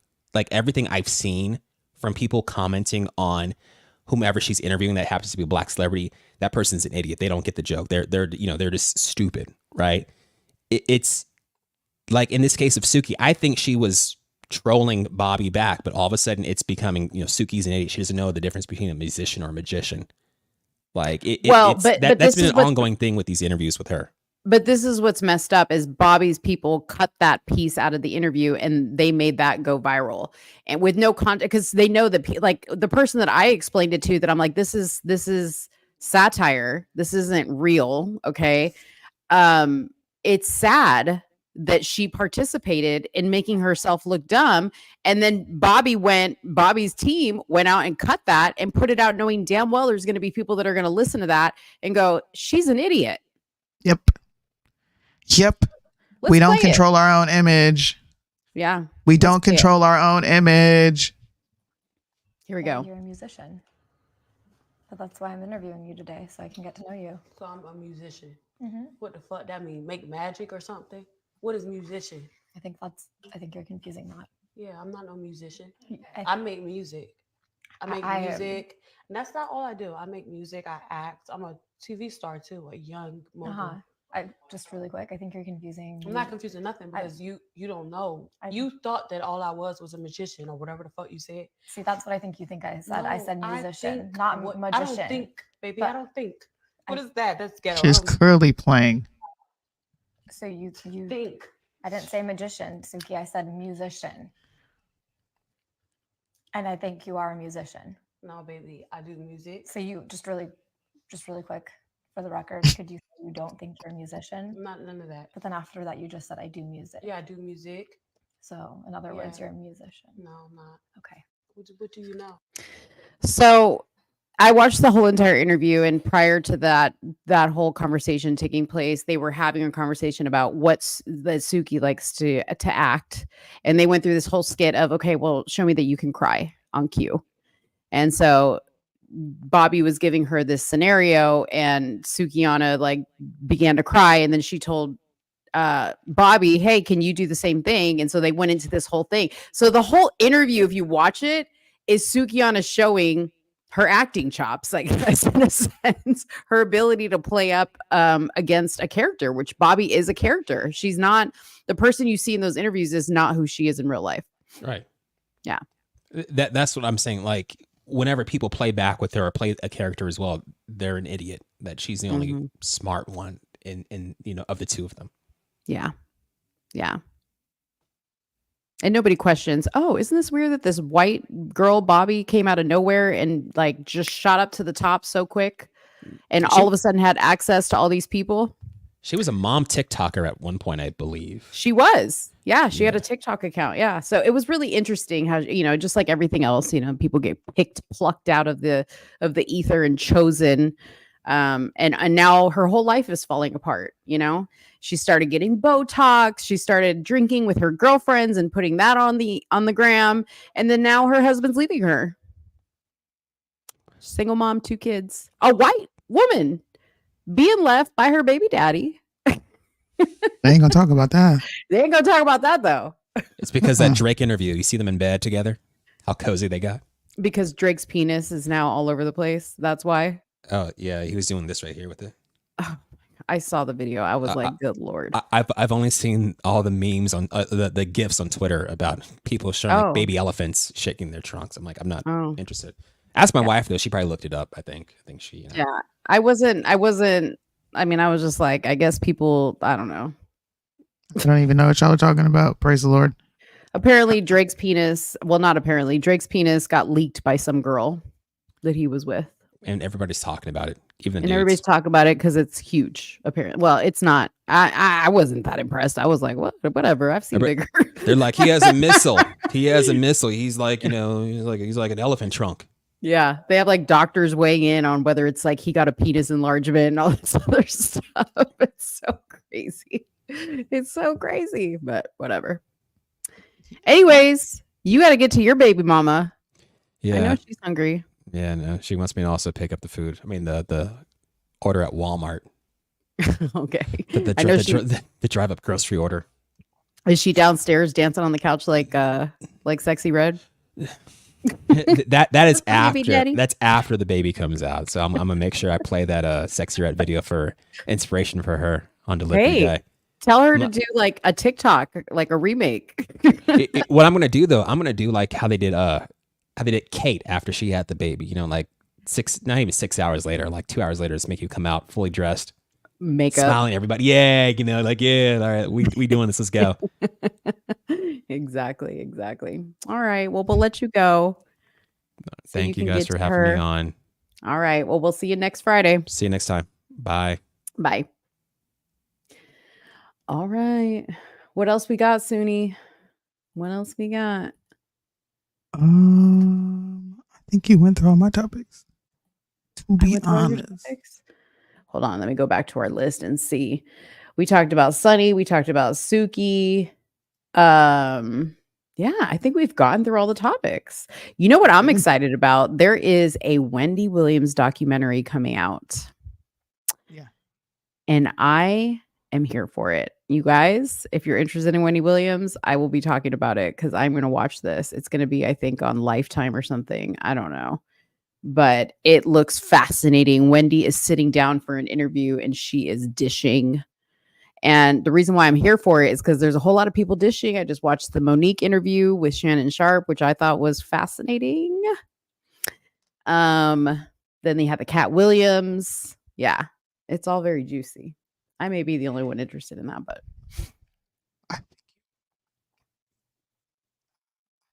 it's called karma. She spent years prying into other people's businesses, making fun of their misfortune with content on her. What's that show she had on BT? Was it the Wendy Williams show? Yeah, the Wendy Williams embarrass show. people, ask people uncomfortable questions, and now she's like broke as hell, going through some sort of mental breakdown. I don't feel bad for her at all. Yeah, I'm gonna watch it though, just because I want to see her downfall, but I won't celebrate it. Have you seen the trailer for this? Mm-hmm. I'm broke. Let me play it for the people since we got some time, since we got some open time. Let me play it for the people. Here we go. From 6 years old, all I wanted was to be famous. Showtime. There's only one Wendy Williams. The boss is walking, everybody. Nobody can do it like Wendy. No one. People love Wendy. You are a star to all of us. She was in her living room every single day for 12 years. Yep, I guess that'll do. And that's what people responded to, her authenticity. And then at the peak of her career, she was gone.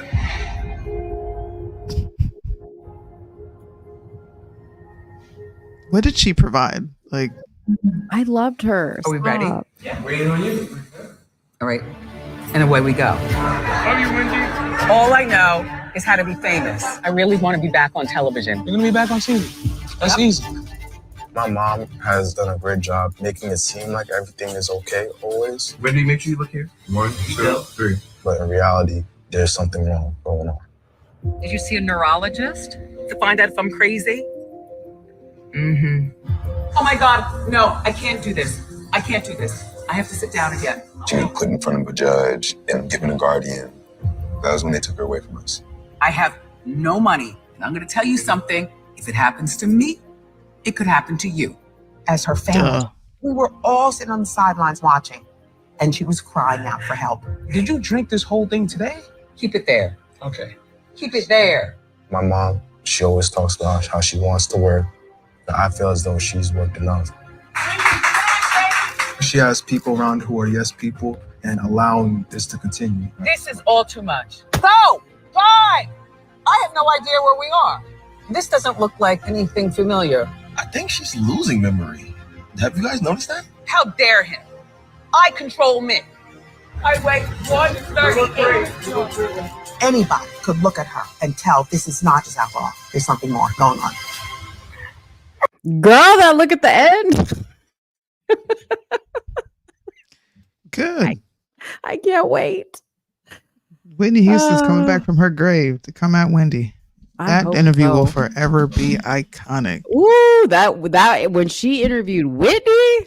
Oh, like, mind your business. You don't know me, but put her you in her place. talk about me all the time.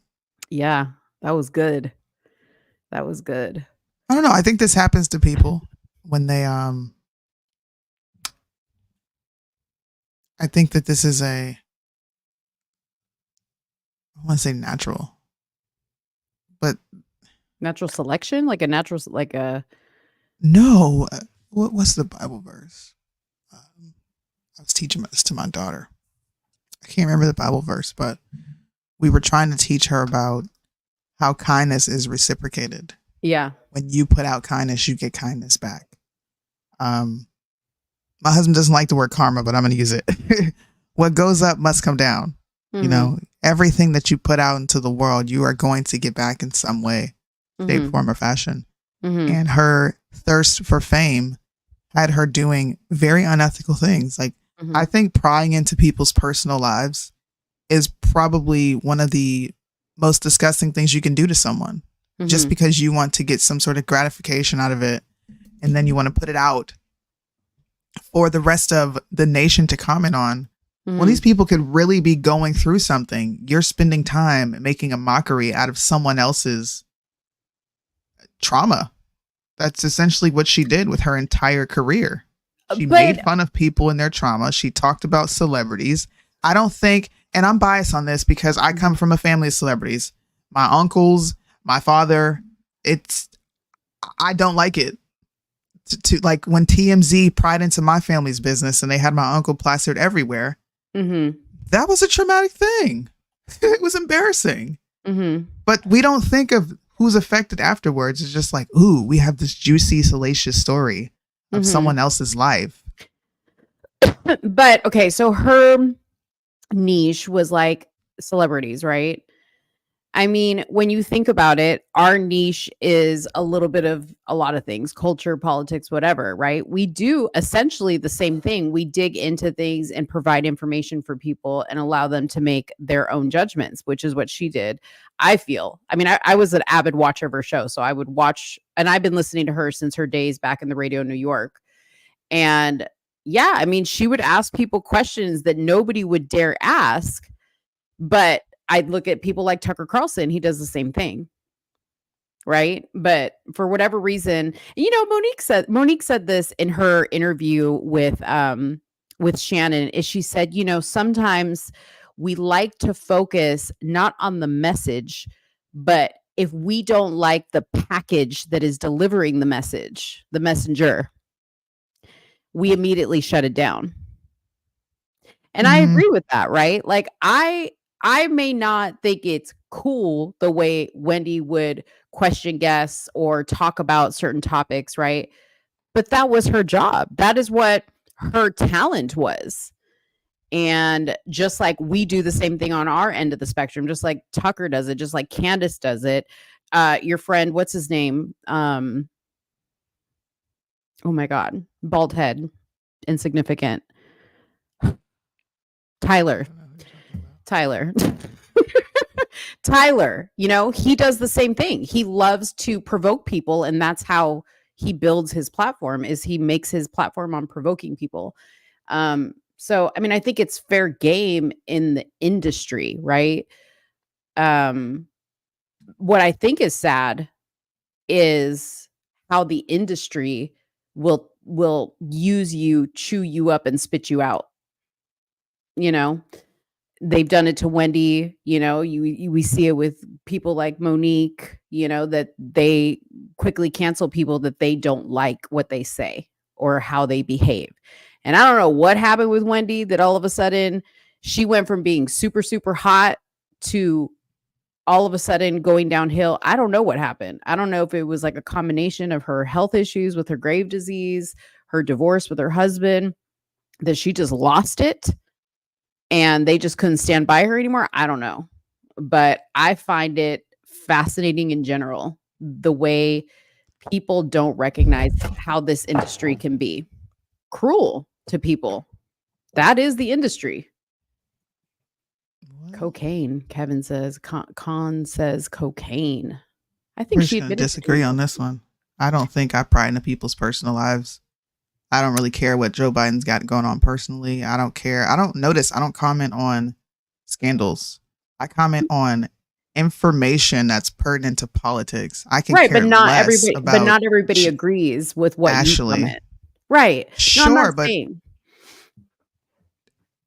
I don't think I do what Wendy Williams does. Wendy Williams is not providing a service. Wendy Williams is being nosy into people's personal lives and broadcasting it to the public. I'm not nosy into anyone's personal life. We're talking about politics. Right. But what I'm saying is it's a form of entertainment, right? Just like you don't like the style of like Shannon and Ocho's show, right? But there's people that do like it. That's why their platform does so well. Same thing with this Bobby Altoff person. There are people that do like it. Same thing with Sukiana. It's not my cup of tea, but there's people that like it, right? That's the point. Is just because you can justify what you personally do or what I personally do doesn't mean that it's the right thing and everybody's going to agree with it. It's the same thing with Wendy. You know, I'm not justifying what she did. I just found it entertaining. That's all I'm saying. I found it entertaining. I enjoyed watching it. I love the way she delivered celebrity information. And most of the time, she was pretty right. I can't think of a time Wendy wasn't spot on about something. She called out Diddy before anybody was calling out Diddy. You know? So she's messy. I love it. I love it. She's my guilty pleasure. I wish she was still on the air. I'm glad she's off. Keep her off. Yeah. They don't make a clearly got a mental illness she needs to fix, and prying into someone else's life is not the priority for her. Although she wants to be famous again, which is fucking weird within itself, but whatever. It's her livelihood. I won't be watching it. I'll be watching it just to see what happened to her, but I won't talk about it. Like, wow, it's going to be sad. I just hope she gets it together. Whatever her disease is, whatever she's going through personally, I hope she figures it out. And I hope she stays off of the internet being messy. Maybe it's because I grew up hearing constant gossiping. I don't like it. There's a difference between conversing with your friend about something that's going on and then talking about someone that you literally have no ties to, and you're just talking about their personal business. That I don't do that, bro. I might be like, dude, I don't like this person. I don't like that they did this, this, and this, but I guarantee you I'm involved in some way. And if I'm not involved, it's got something to do with politics. I don't like that, bro. Like, I would watch my mother be friends with somebody and then go talk about them like a dog behind their back and go share their personal business that they gave her.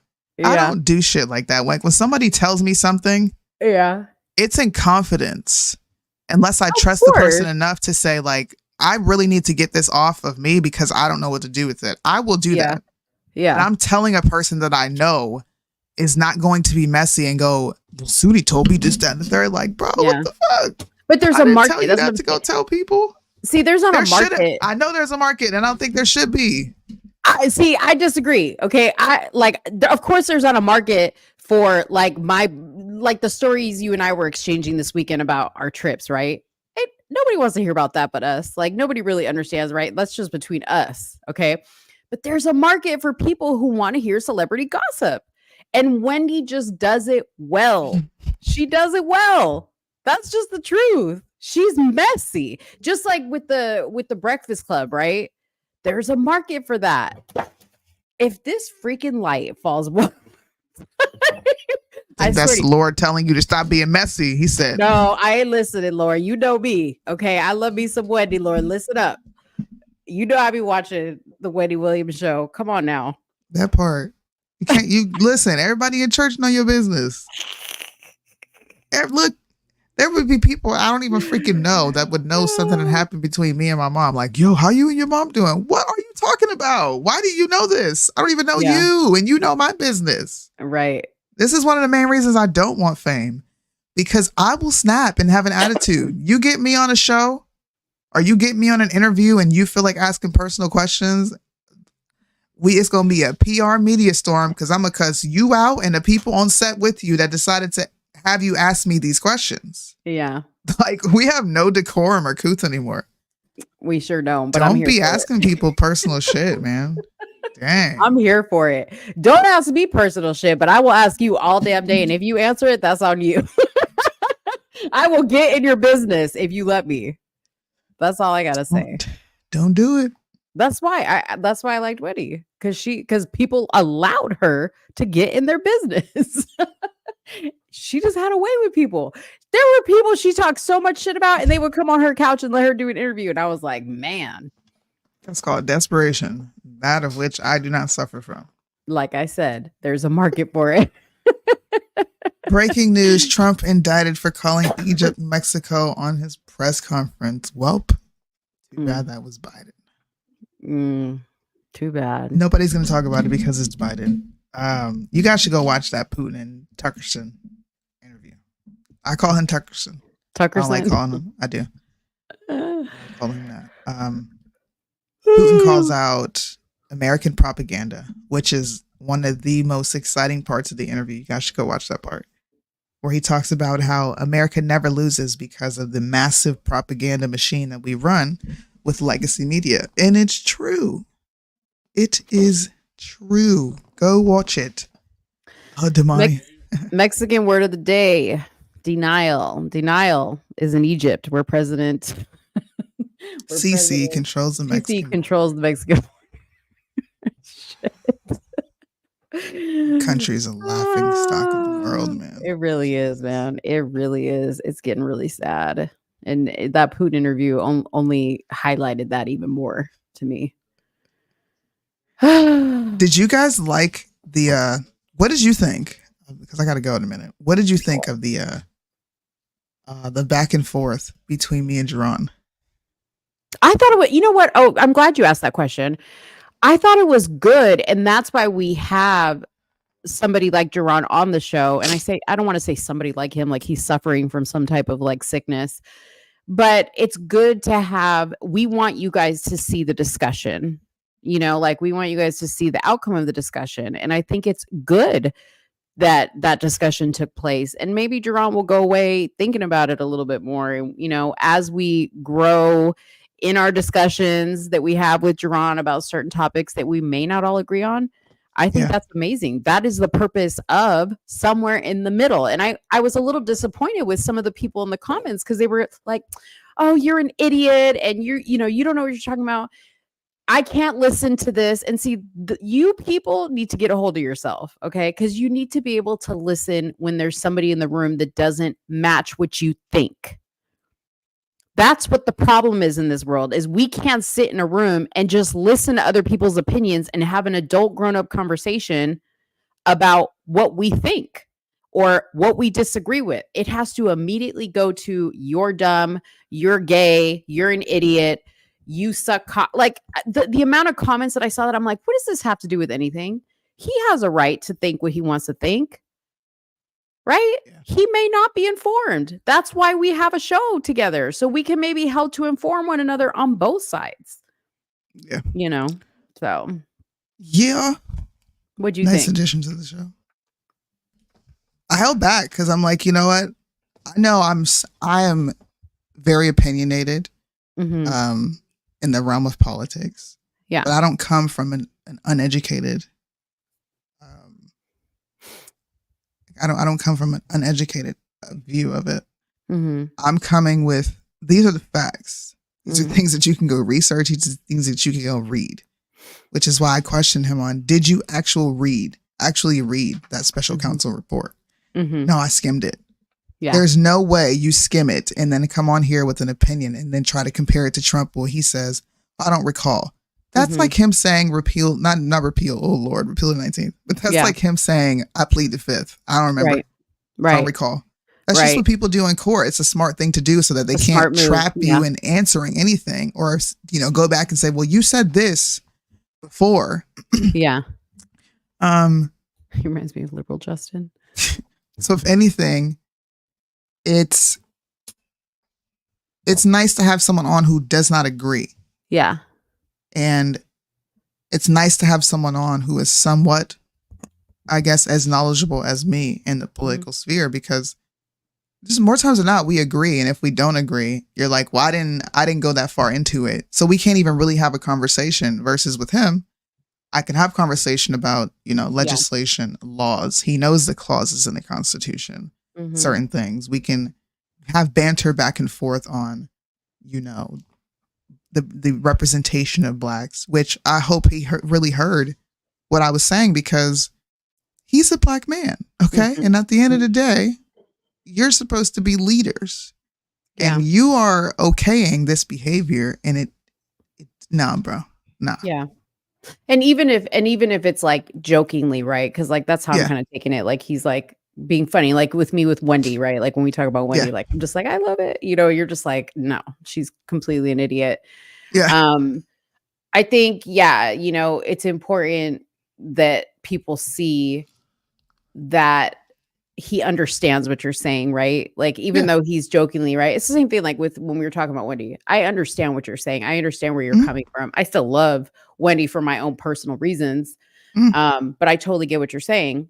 And I think that, you know, when we were talking about the Biden thing with him, you know, when I said we need to be able to speak about people without comparing, especially when it comes to Joe and Trump, to stop saying, well, but Trump, we're not talking about Trump. We're talking about this man's brain, and it's not stable.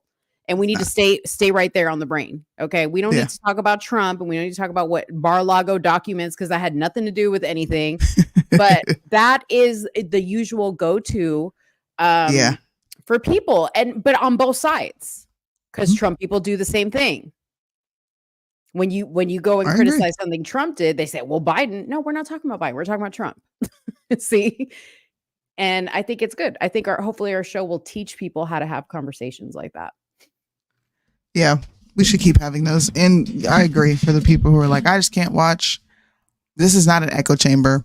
I don't host echo chamber lives outside of this. A lot of times I don't agree with most conservatives. So we should definitely allow these conversations to happen, because if not, you run into a Fox News, you run into Daily Wire, where they're just up there saying things that make you feel good. And it's not what I'm here for. It's not what Mo is here for. I'm not here to make you feel good. I'm here to make you think. It's that simple for me. I want you to think. I could have pissed you off to no end, but I guarantee you're going to leave a conversation with me or from me. You're going to leave that conversation thinking like, dang, well, she said this. I'm about to go look that up. There's been plenty of people who've done that. Bro, I tried to fact check what you were saying and like, damn, you were right. I got to respect it. Listen, I'm about to go look up the Catilda right now. What is it called? Clotilda? Clotilda. Clotilda? Yeah. And you know what? Down that rabbit hole. Jaron's gonna go do that too because he's like, nah, I believe in the slave trade.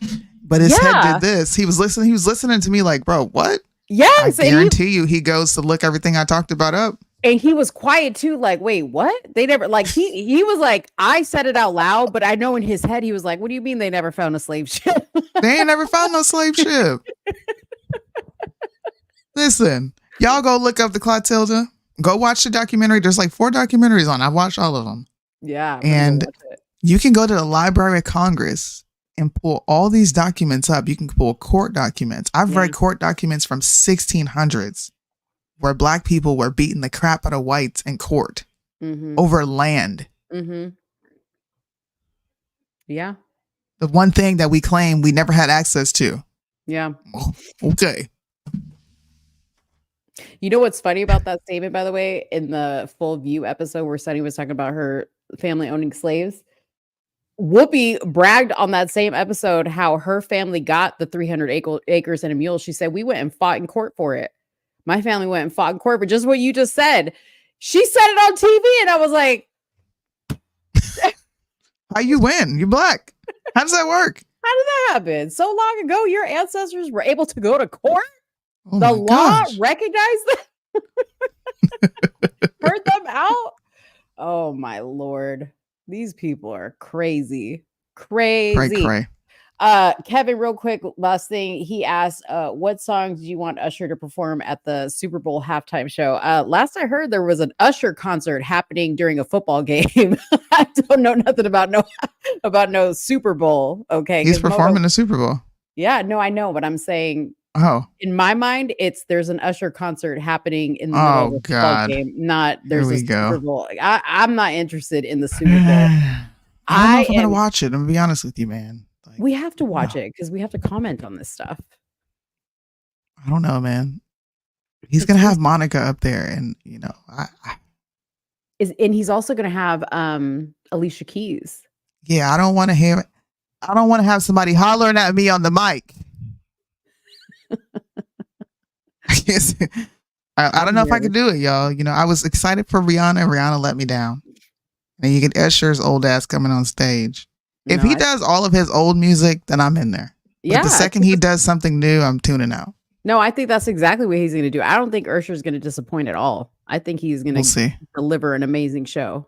We shall see. Go Chiefs. Judy. Look, the Down syndrome quarterback ain't going to win, all right? Niner gang is going to win. Kermit the Frog. He sounds like Kermit the Frog. He does. Did you see that his wife got a Sports Illustrated spread? No. See, listen, I don't think you believe me when I say I do not know a damn thing that goes on with celebrities unless you tell me or unless it comes across my feed. Then this is why I'm here. Be glad that I care about this stuff because I bring the other side. You talk to us about bricks and I talk to you about Sports Illustrated. Not you raising your hand. I was like, bro, there's going to be a plethora of people talking about bricks and geopolitics that don't know what the hell you're talking about. You were like, yes, because see, here's another thing that's great about our show, people, is there's those of you that resonate with Soonie and you know all about everything. Okay. I'm here to make it okay to not know all about everything. Because I don't, Soonie will tell you, I messaged her and I said, hey, when you get to the part in the interview about bricks, I want you to kind of like educate me on that a little bit, because just like Soonie's not going to go research about Brittany Murphy being in Sports Illustrated, Mo ain't going to go read about bricks. It's a lot. Yeah. It's a lot. Bricks is very complicated from what I have read about it. And Soonie, that's where she really excels, is she knows that stuff inside and out. Yeah. So yeah. Just because I didn't get to that in the show. All he was saying with that bricks portion of the show is they only accounted for, I think it was 22% of the market. And now they have exceeded the G7. So what he's saying is the UN has had a major influence globally. And now that's starting to dwindle because of what we were talking about earlier when it came to Muammar Gaddafi, when it came to bin Laden, Saddam Hussein, and many other people that they have labeled tyrants. I do not agree. You got to look at the camera and say this now. I do not agree with their acts or their actions, but I'm not going to negate the things that they were saying before it got to that portion. Yes, what they did was disgusting. They killed American citizens, and their hatred for America is disgusting. It's deplorable. It is something that I will condemn until the day I die. But BRICS has risen because NATO is so useless. Russia is a part of BRICS and has been for a number of years because NATO is expanding, which is an agreement that America came up with Russia to not expand NATO. They also don't want Ukraine. Was it China? I want to say China started it off. And then, so it's Brazil, Russia, Iran, Cuba, Saudi Arabia. And didn't Argentina now join it? I think they're in talks of joining it, but I'm not too sure. There's just another competing force that's saying this is pretty much what they're saying.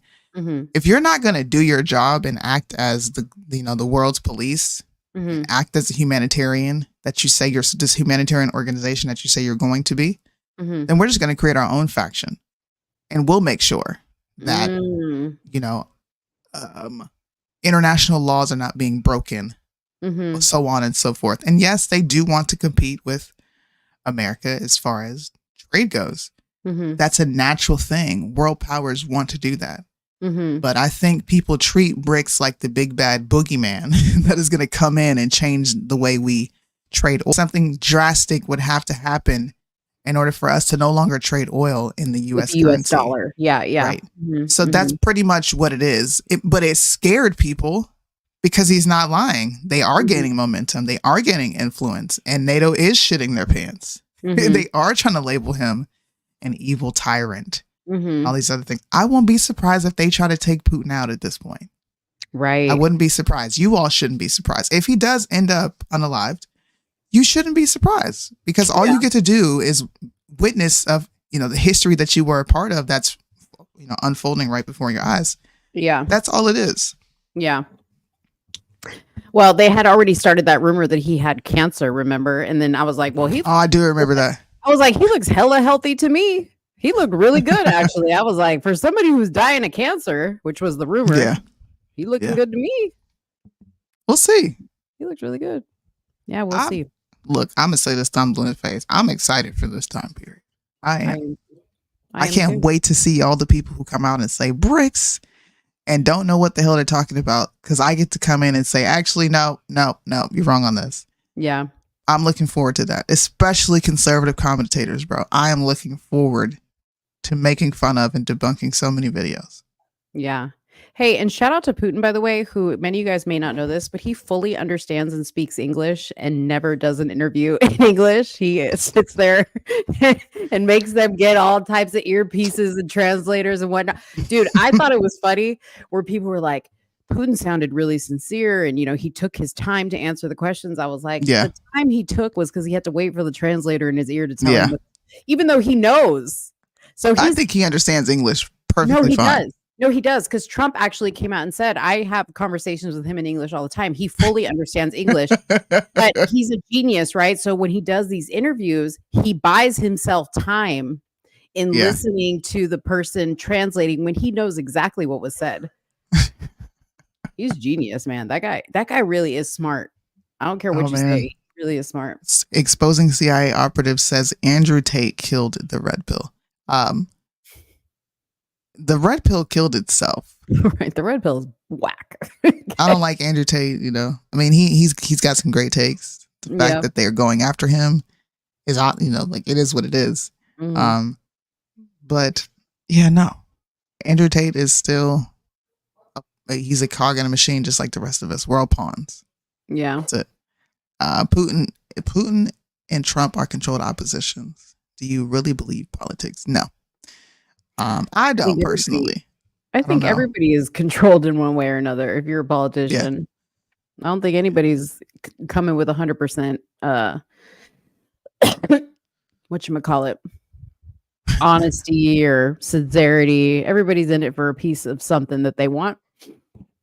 Yeah.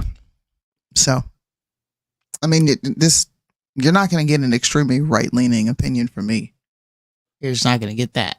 That's what you were looking for. I'm not going to argue and be like, politics is real. What are you talking about? Everybody knows. If you're still believing in the political realm, especially at a federal level in this day and age, then I would say you're behind the learning curve. Yeah. Way behind. I'm going to question your cognitive ability. Just like I'm questioning Joe Biden's. Yeah. If everyone is controlled, what's the point of voting? It's just a slave suggestion box. It's to make you feel better. It's to make you feel like you have a voice. Just joking. Look, I believe the one election that we had that was a real election that I got to experience was 2016. And we knew that because of how everyone reacted. Nobody knew what the fuck to do. They didn't. Hillary Clinton thought she had that election in the bag. I don't care what anybody says. I don't care. Yeah. There's a reason she hasn't run again. Yeah. But why I think voting locally is best. I think you have more power locally than you have federally. Yeah, I agree.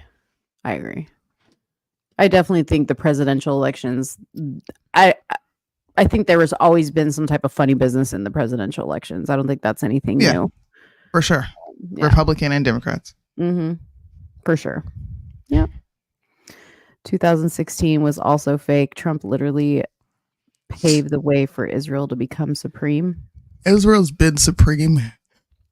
I don't know why I act like Israel hasn't been getting crazy amounts of money from us and we haven't been bending over backwards, kissing their ass, fighting wars for them since the dawn of their creation. Like it's been happening. I think I'm not even going to get into that because it's a circular discussion. It really is. Yeah. We're just going to go back and forth about what we think and don't think. Hey, I respect your opinion. I hope you come back and watch Tuesday and then come back and watch Friday. And if you want to come up and disagree on something, feel free to come up. But I don't personally think 2016 was fake.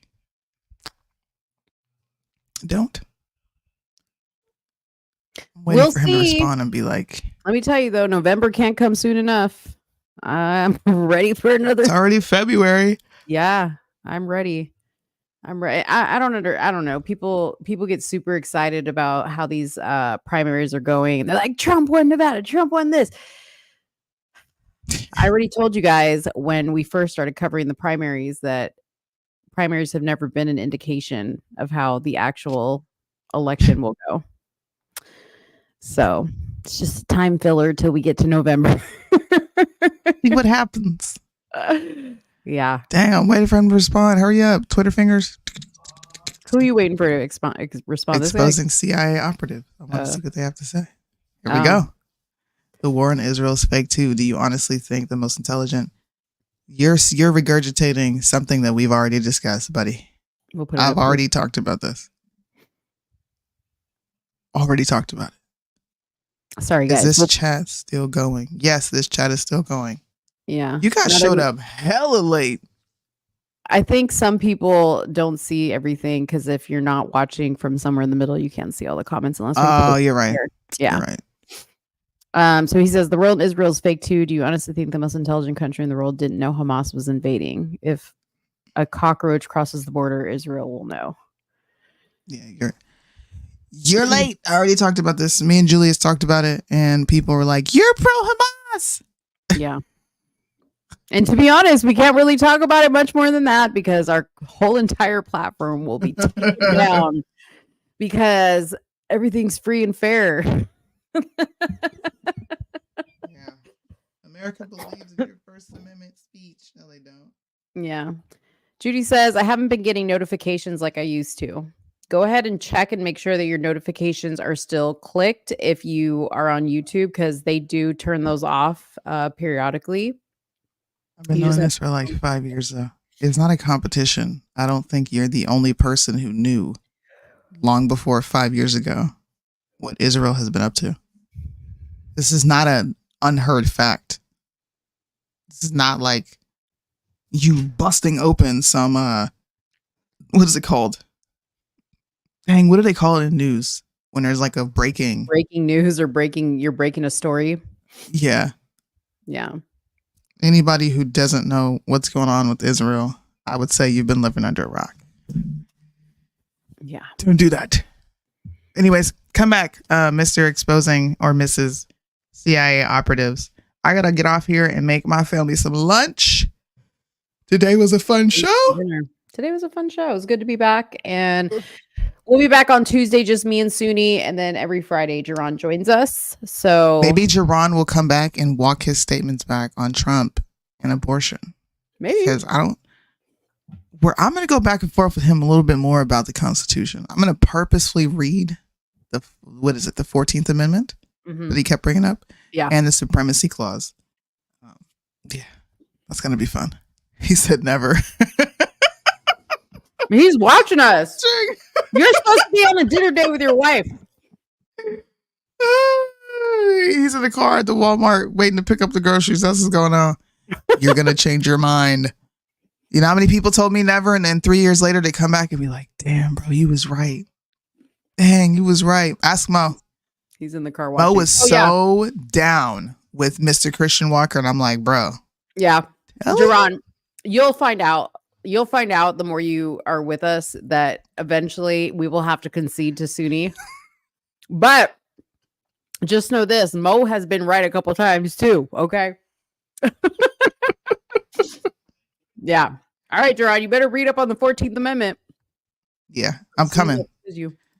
I'm coming. Mm-hmm. You're making me hungry. Bye. What is that? It's an Is apple. that cheese? Oh, It's I an thought that was apple. cheese. I was about to say, get off my screen.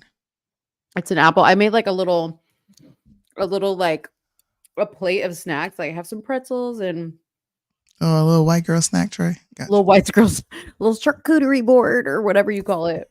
You said it right. I don't know. All right, y'all. We're out. All right, bye guys. Have a good one. Good weekend. Bye. They say the song's so offensive, but only if you get offended. I can't offend you without your permission, and you don't even have to listen. They say the song's so